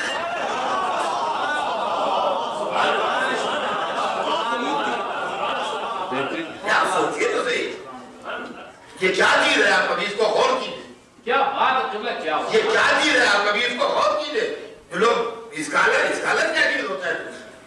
جواب نہیں، کیا چیز ہے دنیا میں؟ آپ نے سامنے آ کے بات کیجیے۔ اللہ نے 1,24,000 پیغمبر بھیجے، رسول اللہ بھیجے، اتنا موٹا قرآن بھیجا جو کسی کی سمجھ میں نہیں آ رہا ہے آج تک، کیا یوز ہے اس کا؟ ہاں مجھے بتائیے، آپ بچے کے اوپر اتنی موٹی کتابیں لا دیجئے، MSc کی اور اس کی، اور چوتھے درجے میں اور تیسرے درجے میں پڑھتا ہے، کیا فائدہ اتنا لمبا بوجھا بستہ لاتے ہیں تو مرا جا رہا ہے، کب اس کی دوری ہوئی جا رہی ہے۔ آپ کہتے ہیں ہم نے بڑا احسان کیا اس پر، ایک ہر سمجھ میں نہیں آ رہا ہے، آپ کہتے ہیں ہم نے بڑا احسان کیا ہے۔ دنیا کہیں جا رہی ہے، ترقی کہیں جا رہی ہے، آپ خالی اپنے جگہ 4 مسلمان بیٹھ کے جھوم لیں کہ سب قرآن میں لکھا ہے تو لکھا کے دکھائیے، انوینشن آپ کی جائے گی، آگے بڑھیے۔ بچوں کو بیوقوف بنانے کے لیے مسلمان بالکل نہ سمجھ لنگی باندھے اکڑو مان کے بیٹھ گئے، آپ نے بیوقوف بنانے۔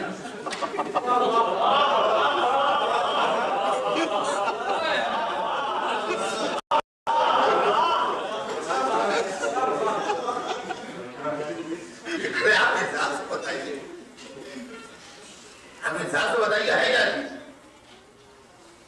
یہ جو ہمارے پاس عقیدہ امام غیب ہے، کیا آپ جانتے ہیں کیا چیز ہے؟ یہ چیز اس وقت ظاہر ہوگی جب امام تشریف لائیں گے، دنیا کو ترقی کرنے دو، انسان کو آگے بڑھنے دو، اس لیے کہ اللہ نے جب بھی ہدایت کا انتظام کیا اور لوگوں نے اس کو نہیں مانا تو مزاج مشیت برہم ہو. یہ بات ہمیں قرآن نے بتائی ہے. پیغمبروں کی اولاد تھی بنی اسرائیل بھی. جناب یعقوب اور جناب اسحاق اور جناب یوسف کا خاندان تھا. جناب یعقوب کا نام تھا اسرائیل. اسرائیل جناب یعقوب کا نام تھا دوسرا. جناب ابراہیم کے پوتے تھے, جناب اسحاق کے بیٹے تھے, جناب یعقوب حضرت یوسف کے والد تھے. یعقوب پیغمبر تھے, آپ نے نام سنا ہوگا جناب یعقوب. ان کا دوسرا نام عبرانی زبان میں جو تھا وہ اسرائیل تھا.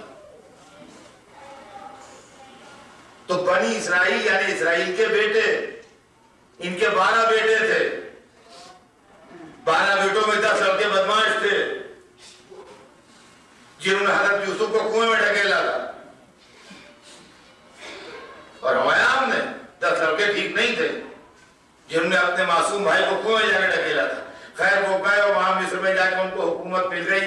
پھر انہوں نے اپنے بھائیوں کو معاف بھی کر دیا اور اپنی پوری فیملی کو مصر بلا لیا. اس طریقے سے بنی اسرائیل جو تھے, جناب یعقوب خود بھی, اسرائیل بھی اور بنی اسرائیل بھی, یہ شام سے شفٹ ہو کے ایجپٹ پہنچ گئے.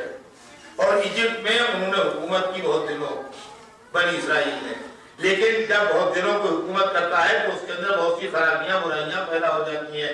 جناب یوسف جو معصوم تھے ان کا تو انتقال ہو گیا, لیکن اس کے بعد جو حکومت ان کے خاندان میں رہی تو اس کے اندر برائیاں خرابیاں پیدا ہوئی. یہاں تک کہ دوسری رائیول فیملی تھی, قبطی فیملی, اس نے حکومت کا قبضہ کر لیا اور ان کو غلام بنا لیا. یہ محکوم ہو گئے اور وہ حاکم ہو گئے. بہت دنوں یہ بڑی ذلت و خاری اور رسوائی کے عالم میں رہے.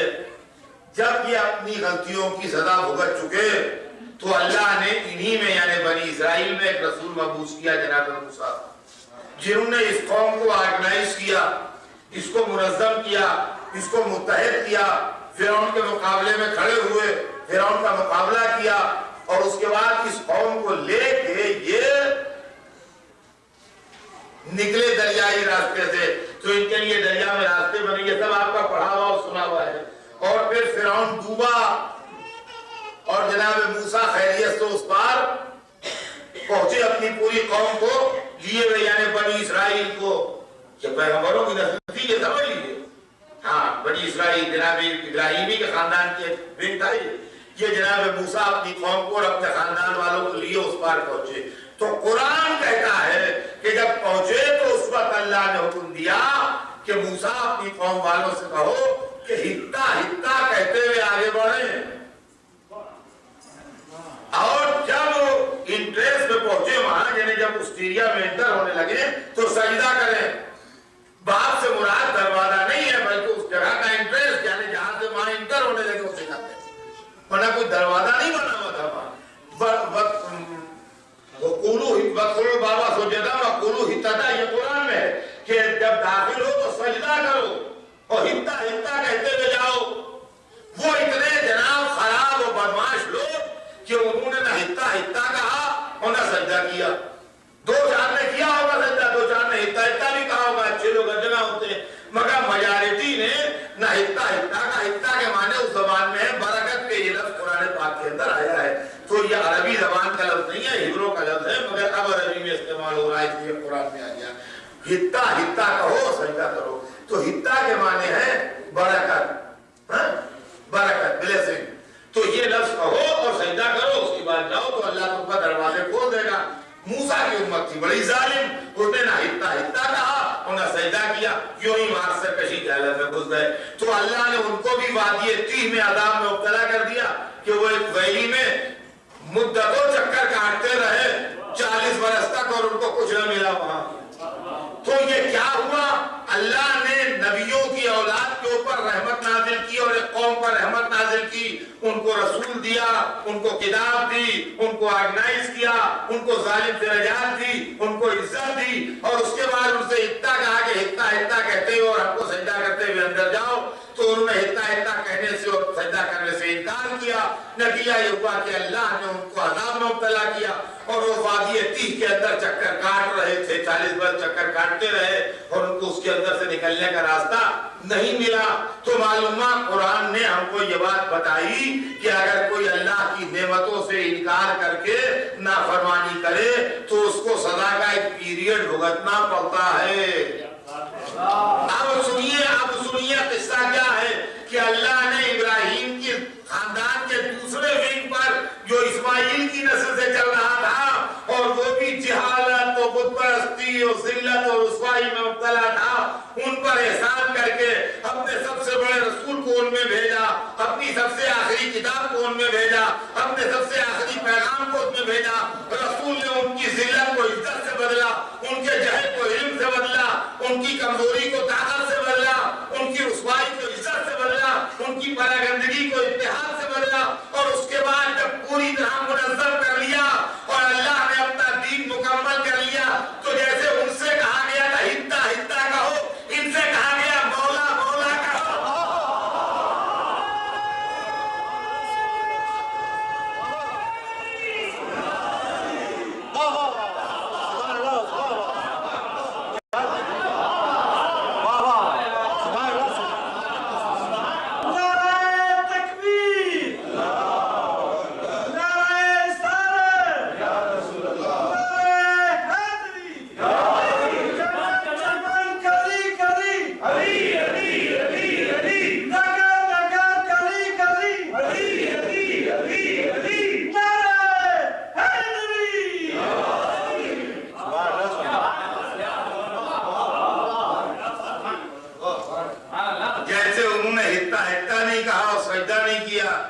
ویسے انہوں نے مولا مولا نہیں کیا اور علی کے ہاتھ پر بیعت نہیں کی۔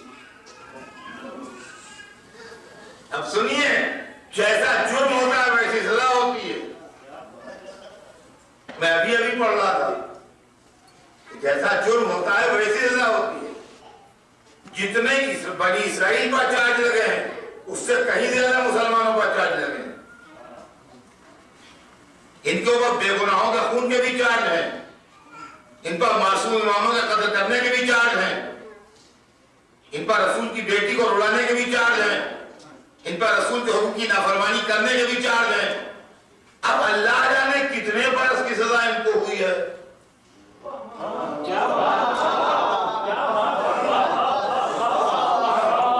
اللہ جانے کتنے برس کی سزا ان کو ہوئی ہے۔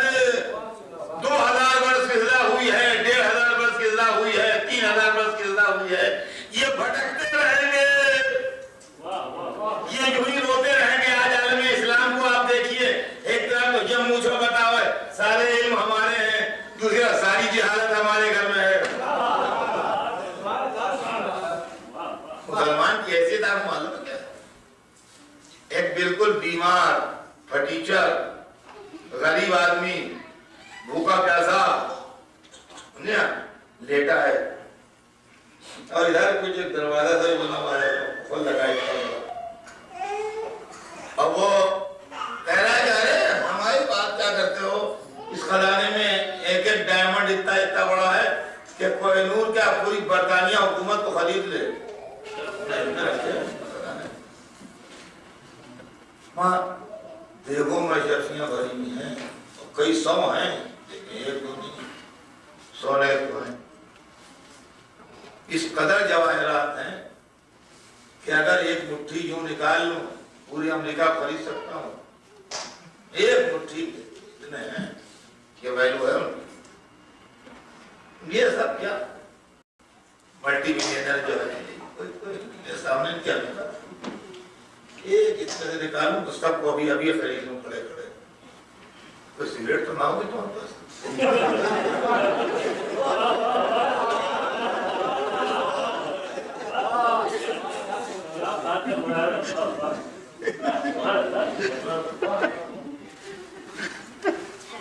ہمیں درد بہت ہو رہا ہے، درد کی دوا لا دو، پیسے نہیں اپنے پاس دے دینا، بہت ہے یار، بلیاں سب ڈالو تو ایک سے ساگ نکال لو تو اگر آپ سے کھانا بھی نہیں کھائے تو روٹیاں ملے سے پوزیشن یہ ہے کہ نہ کھانے کو ہے نہ دوا کو ہے نہ سگریٹ پینے کے لیے دام ہے، سب کچھ ہے ہمارے پاس۔ عالم اسلام کی یہی حالت ہے، سب کچھ قرآن میں ہے، ہر طرف کی قرآن میں ہے، ہر علم قرآن میں ہے۔ ارے ایک آیت میں یہ دنیا کیا جو اسلام نے بتا دیا وہ کسی کو کیا معلوم، اور جب کھانے کی ضرورت ہے کہ ادھر ہاتھ پھیلائے کھڑے ہیں، کیا مسئلہ ہے؟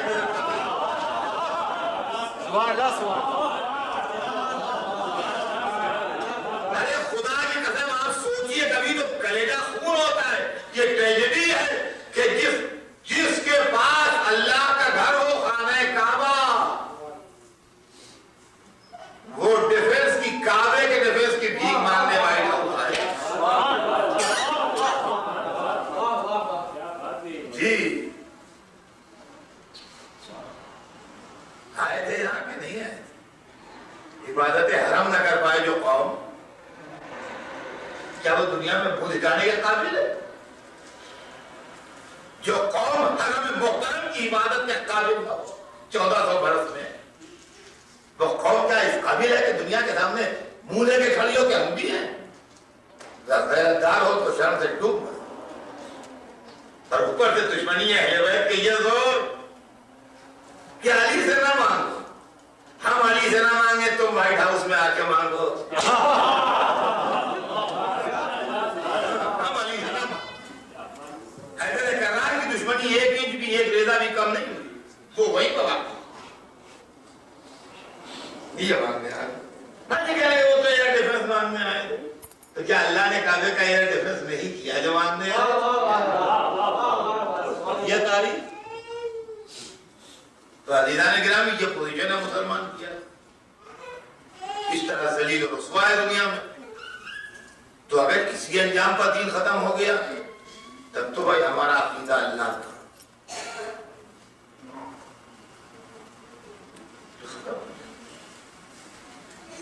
اگر یہی سب کرنا تھا تو اتنے سب کھکھیڑوں کے دمبے کی ضرورت کیا تھی بھائی؟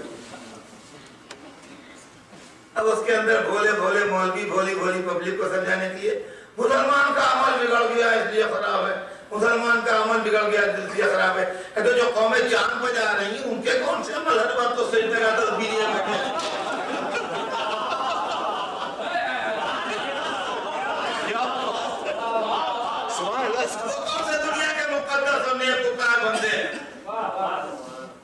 ہم تو کبھی کبھی آتے ہیں، آپ تو یہیں رہتے ہیں، آپ زیادہ جانتے ہوں گے۔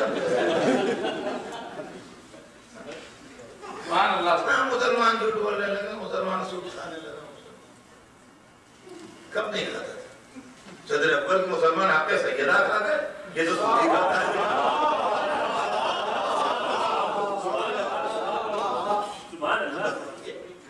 یہ کون سی بات ہے کہ ایک زمانے کو آپ نے بالکل سیل کر دیا، اس کے پھر چار دیواری بنایا، اس کے اندر نہیں گئے بچے ہی اچھا ہے۔ تو حکومت کیا کرنے ہیں میاں؟ بچوں کو نہ سمجھو گا، سمجھاؤ، ہم کو کیا سمجھاتے ہیں؟ ہمارے پاس جو 12ویں امام کا عقیدہ ہے وہ یہ ہے کہ جب دنیا اپنے کلائمیکس پر پہنچ جائے گی اس وقت محمد کا آخری فرزند دنیا میں آن کے اسلامی علوم کی برتری قرآن کی روشنی میں دنیا پر ثابت کرے، اور دنیا کو ایک نئی فکر دے گا، ایک نیا ذہن دے گا، ایک نئی تھنکنگ دے گا جس کی بنیاد اسلامی تھنکنگ ہوئی، وہی اسلام نہیں ہوتا۔ لیکن آج ہمارے اندر اس لیے وہ تھنکنگ نہیں ہے کہ ہمارے اوپر مولویت کی تھنکنگ کا کلر چڑھا دیا، جہاں کے اوپر کالے اور گورے، آزاد و غلام، غریب و امیر، علاقے میں، ملک میں، رنگ میں، نسل میں، خاندان میں انسان نہیں بانٹا جائے گا۔ لوگوں نے طلسم بنا کے رکھے ہیں اور ان طلسموں سے انسانیت کا سر پھوٹ کے زخمی ہو رہا ہے۔ یہ کالوں کی زمین ہے، یہ گوروں کی زمین ہے، یہ زرد لوگوں کی زمین ہے، یہ ان کا پانی ہے، یہ ان کا پانی ہے، یہ ان کی زبان ہے، یہ ان کی زبان ہے، اس تفریق میں انسانیت زخمی ہے۔ اسلام نے یہ تفریق نہیں کی تھی۔ ایھا الناس انا خلقناکم من ذکر و انثی وجعلناکم شعوبا وقبائل لتعارفوا ان اکرمکم عند اللہ اتقاکم۔ یہ ہے اصلی اسلام کی تصویر کہ جہاں اللہ انسانوں سے مخاطب ہے، عربوں سے نہیں، کالوں سے نہیں، گوروں سے نہیں، پڑھے لکھوں سے نہیں، عربی دانوں سے نہیں، اردو بولنے والوں سے نہیں، انسانوں سے۔ اسلام نے انسان کی عظمت کی بنیاد کو واضح کیا ہے، جس کو بعد میں لوگوں نے آن کے مٹا دیا۔ ایھا الناس، اے انسانوں، یہ ہے اسلام۔ یہ کہاں دنیا میں پیش کیا گیا اس کے بعد، رسول کے بعد؟ اے انسانوں، انا خلقناکم من ذکر و انثی، تمہیں مرد و عورت کے لیے پیدا کیا، سب ایک طرح پیدا ہوئے، کوئی فرق نہیں۔ وجعلناکم شعوبا وقبائل لتعارفوا، اور ہم نے تمہارے اندر شعبے قبیلے اس لیے بنائے کہ پہچانے جاؤ، اس لیے نہیں کہ ایک دوسرے کو کھا جاؤ، اس لیے نہیں کہ دوسرے کو ذلیل سمجھو، اس لیے نہیں کہ دوسرے کو رسوا کرو، اس لیے نہیں کہ اپنے کو سپیریئر سمجھو، اس لیے کہ پہچانے جاؤ، بس صرف انٹروڈکشن ہے ایک دوسرے کو پہچاننے کے لیے۔ ان اکرمکم عند اللہ اتقاکم، عزت کا راستہ بھی ہے، مگر یہ کہ جو اللہ سے ڈرتا زیادہ وہ زیادہ عزت، جس کا پیسہ زیادہ وہ زیادہ عزت والا نہیں، جس کا جتھا زیادہ ہو وہ زیادہ عزت والا نہیں، جس کا تقویٰ زیادہ ہو وہ زیادہ عزت والا ہے۔ سمجھے آپ؟ یہ انسانیت کی بنیاد ہے، اور رسول اللہ کی آنکھ بند ہوتی یہ بنیاد خاک میں مل گئی۔ جس وقت یہ ہوا کہ مہاجروں میں سے ہوگا خلیفہ، انصار میں سے نہیں ہوگا، وہیں پر تفریق ہو گئی رسول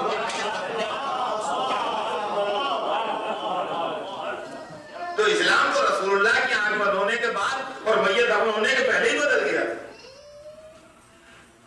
اس کو ہم کیا مانا؟ اسلام کی دعائی دیتے ہیں، اسلام کی دعائی سے تو ہم کا کوئی اثر ہی نہیں ہوتا۔ اور عزیزان گرامی، اس وقت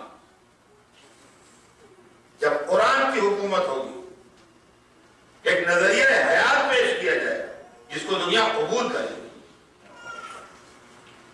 پڑھا لکھا انسان مانے گا، اور انسانیت کی بنیاد پر انسان کو عزت بخشی جائے، اس وقت مذاہب کا تفریقہ بیٹھ جائے، رنگ و نسل ختم ہو جائے۔ اب یہ کتنے برس کی بات ہے، کتنے دنوں کی بات ہے، اس وقت یہ موٹا سا قرآن جو ہے اس کی ایک ایک آیت سمجھ میں ہے۔ سینکڑوں چیزیں آج ایسی ہیں عزیزان گرامی کہ جو ڈسکشن میں آتی ہیں، لیکن ہم ان سے اس لیے نہیں نکال سکتے کہ تفسیر بالرائے ہو جائے گی، راہ ہو جائے گی، دھمک ہو جائے گی، ایسے ہوتا ہے۔ لیکن قرآن ہم کو بار بار سگنل دے رہا ہے، آیات لقوم یعقلون، آیات لقوم یتفکرون، آیات لقوم یعلمون۔ اس کے اندر ان قوموں کے لیے نشانیاں ہیں جو جانتے ہیں، اس کے اندر ان قوموں کے لیے نشانیاں ہیں جو فکر کرتے ہیں، ان کے لیے اس کے اندر ان قوموں کے لیے نشانیاں ہیں جن کے پاس عقل کا استعمال ہے۔ تو یہاں سے وہاں تک ہے، تو اکثر پوچھتا بہت سی باتیں، تو اب تو آنکھیں کھلنے لگی ہیں، اب تو بہت سی چیزیں سمجھ میں آنے لگی ہیں۔ ہمارے یہی بحث کی ہے کیا کتاب ہو، کلوننگ جائز ہے یا نہیں جائز ہے، پھولنا جائز ہے، نہیں کہا جائز نہ جائز تو علماء بتائیں گے، تو مجھے نہیں معلوم۔ لیکن یہ کہ بہرحال کیا ہے کہ کلوننگ سے اسلام پر کوئی اثر پڑنے والا نہیں ہے، یا ٹیسٹ ٹیوب بیبی بنا اس سے اسلام پر کوئی اثر پڑنے والا نہیں، یا اور کوئی تیسرا میتھڈ چوتھا میتھڈ معلوم ہو جائے تو اسلام پر کوئی اثر پڑنے والا نہیں۔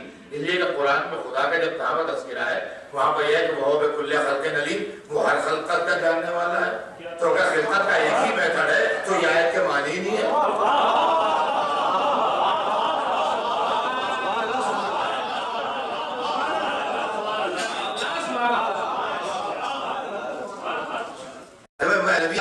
مجھے ایئرپورٹ جانا، ایئرپورٹ پہنچا دیتا، میں نے کہا جائیے آپ نے سر گاڑی بیٹھ گئی۔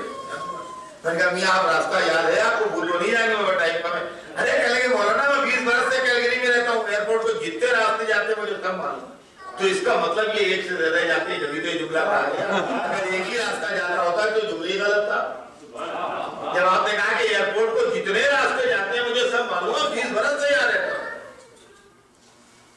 تو وہ بکل خلق علیم سورہ یاسین میں دیکھیے، اولم یرى الانسان انا خلقناه من نطفة فاذا هو خصيم مبين وضرب لنا مثلا ونسي خلقه قال من يحيي العظام وهي رميم قل يحييها الذي انشأها اول مرة وهو بكل خلق عليم۔ قرآن میں ٹرانسلیشن دے دیتے، یا ان کا کتاب آواز ٹرانسفر کر لی، فلاں ٹرانسفر کر لیا، فلاں ٹرانسفر کر لیا، اب میٹر ٹرانسفر ہو پائے گا کہ نہیں ہو پائے گا؟ اب تو اس پر کام ہو رہا ہے کہ مٹیریل ٹرانسفر ہوگا کہ نہیں۔ کہتے ہم بیٹھے ہوئے تھے نیو یارک میں، اپنے دوست کے اندر کا ہو جائے تو یار بہت جلدی سے کہہ دیا، میں کہا قرآن میں لکھا ہے۔ تو کہے گا کہاں لکھا ہے قرآن میں؟ تو ہم نے کہا حضرت سلیمان والا قصہ پڑھیے کہ جب وہ تخت بلقیس منگوا رہے تھے، وہ سالڈ میٹر تھا، وہ تخت بلقیس جو تھا وہ سونے کا لوہے کا۔ تو انہوں نے کہا جناب سلیمان نے قرآن میں لکھا ہے کہ یا ایھا الملأ، اے میرے دربار کے سرداروں، کون ہے جو اس کو جلدی سے لے آئے قبل اس کے کہ وہ یہاں آئے اور اطاعت قبول کرے ہماری یا مسلمان ہو؟ تو وقال عفریت من الجن، عفریت نے کہا جو جنوں میں سے تھا، عفریت کا جو زبردست پوٹینشیل ورڈ استعمال ہوا، اس کی طاقت بتا رہا ہے کہ وہ بڑا کیوں تھا، کیا تھا اس کا ٹرانسلیشن، آپ جو بھی کہہ لیجیے، بہت پاورفل تھا وہ۔ اس نے کہا کیا نا آپ کی جب ایک قبل آئیں مقامی، میں لے آؤں گا قبل اس کے کہ آپ کی جگہ سے اٹھے۔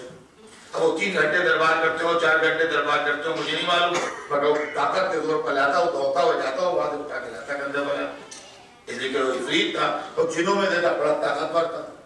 لیکن جناب سلیمان نے اس کو ان کو دیکھا بھی نہیں۔ قرآن میں جناب سلیمان کا اس کو جواب آنے ہی میں نہیں ہے، کا مطلب یہ ہے کہ انہوں نے کسی دوسرے کو دیکھا۔ فقال من عنده علم من الكتاب، پھر وہ بولا جس کے پاس کتاب میں سے ذرا سا علم تھا۔ تو دیکھیے اگر یہ تخت بلقیس معجزے سے آنے والا ہوتا تو یہاں علم کا ذکر کیوں ہوتا؟ انا آتی ہوئی قبل یرتد الیک طرفک، میں لے آؤں گا قبل اس کے کہ آپ کی پلک جھپکے۔ وہ بولا جس کے پاس ذرا سا علم تھا، تو قرآن نے یہاں پر علم کا معاملہ چھیڑ کے یہ بتا دیا کہ یہ میٹر جو اتنا تیزی سے آئے گا یہ علم کے زور پر آئے گا، اعجاز کے زور پر نہیں آئے گا۔ ورنہ جس کے پاس علم کی بات ہی کیوں آئی یہاں؟ سوال یہ علم کا بیچ میں نام ہی کیوں آیا؟ فقال من عنده علم من الکتاب، اس کا کتاب میں سے ذرا سا علم تھا، اس نے کہا میں لے آؤں گا قبل اس کے کہ پلک جھپکے۔ تو معلومات کوئی علم میں ایسی خوبی ہے کہ میٹر کو ہزاروں میل دور سے پلک جھپکتے میں لے آئے۔ تو اب جتنا جتنا علم کھلتا جائے گا اتنا اتنا دنیا عالموں کی طرف مڑتی جائے گی۔ تو جب کتاب کا ذرا سا علم ہزاروں میل سے تخت بلقیس لا سکتا ہے تو جس کا پوری کتاب کا علم ہے اگر سورج پر چلے۔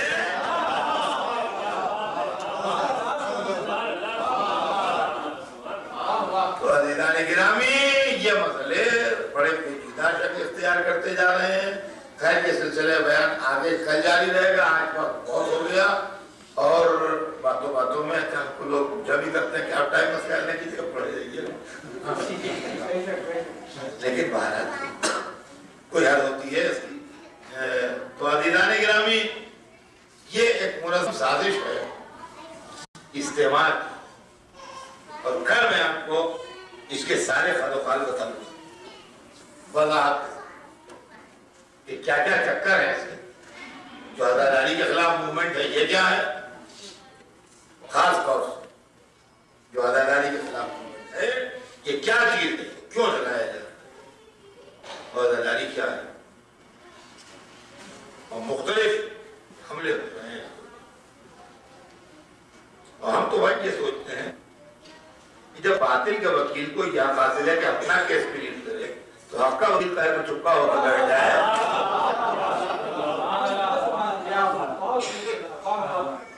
یہ ظالموں قاتلوں کے طرفدار بول رہے ہیں تو مظلوموں کے اور سچوں کے طرفدار کیوں نہ بول؟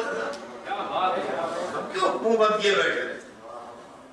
تو عزیزان گرامی زندگی رہی تو کر انشاءاللہ آپ کی خدمت میں اس کی وضاحت پیش کروں گا کہ یہ کیا چیز ہے۔ اور یہ بات تو آج ابھی بالکل قریب قریب نامکمل ہی سی ختم ہو رہی ہے، لیکن بہرحال ہم اس لیے بھی یقین رکھتے ہیں آخری امام کا کہ ہم نے ان کے وجود کو دیکھا تو نہیں ہے مگر مشکلوں میں محسوس کیا، مشکلوں میں محسوس کیا ہے، اور ہم سے ان سے خط و کتابت ہے، ہم سے ان سے خط و کتابت ہے، اور لوگ پوچھتے ہیں اکثر کے جواب آتا ہے خط بھیجتے ہو جواب آتا ہے. اور تحریر کو تو پانی سے بچایا جاتا ہے، تم دوسرا لکھ کے دریا میں ڈال دیتے ہو. کیا بات ہے. تو ہم نے کہا دریائی پاک دریائے صاحب آئے تفسیر تک لے جاتے ہیں. زیادہ دریا میں ڈال دیتے ہیں. اب رہ گیا یہ کہ ان تک پہنچتا ہے خیریت سے کہ نہیں پہنچتا ہے. تو اعتراض کی دھن میں بھیا تم قرآن بھی بھول گئے. موسیٰ کی ماں سے پوچھو جیسے دریا میں ڈالا تھا خیریت سے پوچھا کہ نہیں پہنچا.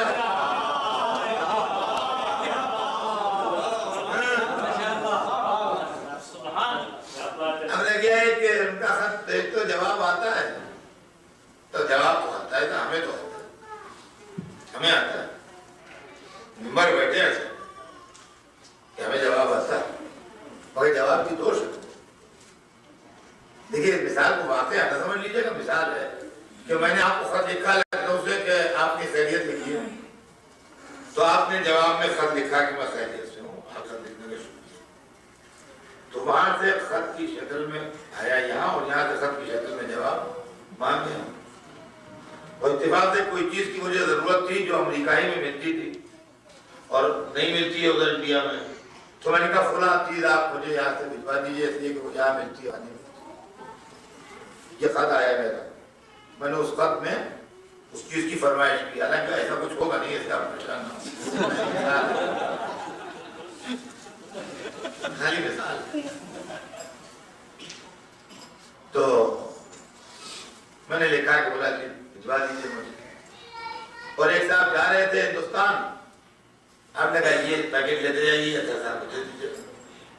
اور ایک دن وہ میرے دروازے پر ہم کہا آپ کو فلاں صاحب نے کیلگری سے پیکٹ بھجوایا ہے. تو بتائیے جواب آیا کہ نہیں آیا؟ جواب آیا سکتا ہے کہ نہیں آیا؟ وہ اس انتظار میں بیٹھے رہے کہ خط نہیں آیا. ان کا آپ نے اپنے دوست کو کیلگری خط لکھا تھا، کئی مہینہ ہو گئے جواب نہیں آیا. ہم ان سے کیسے بتاؤں کہ جواب آئے کو بھی کئی مہینے ہو گئے. وہ اس انتظار میں تھے کہ ویسے ہی ٹکٹ لگا ہوا پوسٹ سے خط آئے گا، جو میں نے خط بھیجا ہے تو وہاں سے جواب آئے گا کینیڈین اسٹیمپ اس میں لگا ہوا. وہاں وہ آ گیا پیکٹ، پورا بہت دن ہو گئے، کئی مہینے گزر گئے. وہ اسی انتظار میں رہے کہ خط کا جواب نہیں آیا. تو عزیزوں، مرادوں کی شکل میں عریضے جاتے ہیں، تکمیل تمنا کی صورت میں جواب آتا ہے. خط کی شکل میں جواب نہیں آتا ہے، یہ بات نہیں. مگر ہم خیریت کے ساتھ بھیجتے بھی تو نہیں ہیں. ہم یہ لکھتے بھی نہیں ہے کہ مولا آپ خیریت سے خیریت لکھیے. اس لیے کہ خیریت تو ہمیں معلوم ہے. چمکتا چاند بتا رہا ہے وہ خیریت سے ہے، روشن سورج بتا رہا ہے وہ خیریت سے ہے، خیریلی زمین بتا رہی ہے وہ خیریت سے ہے. تو خیریت تو کائنات کی خیریت سے ہونے سے ظاہر ہے. اب خالی کچھ تمنا ہے کہ اس کو کبھی لکھ دیتے ہیں، کوئی ضرورت ہوتی ہے، وہ ضرورت پوری ہو جاتی ہے.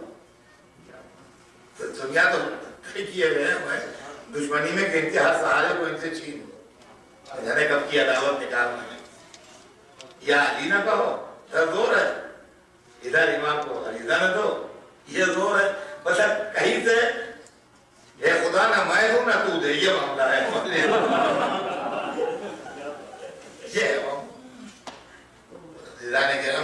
خدا کی قسم، یہ بھی فائدہ ہے.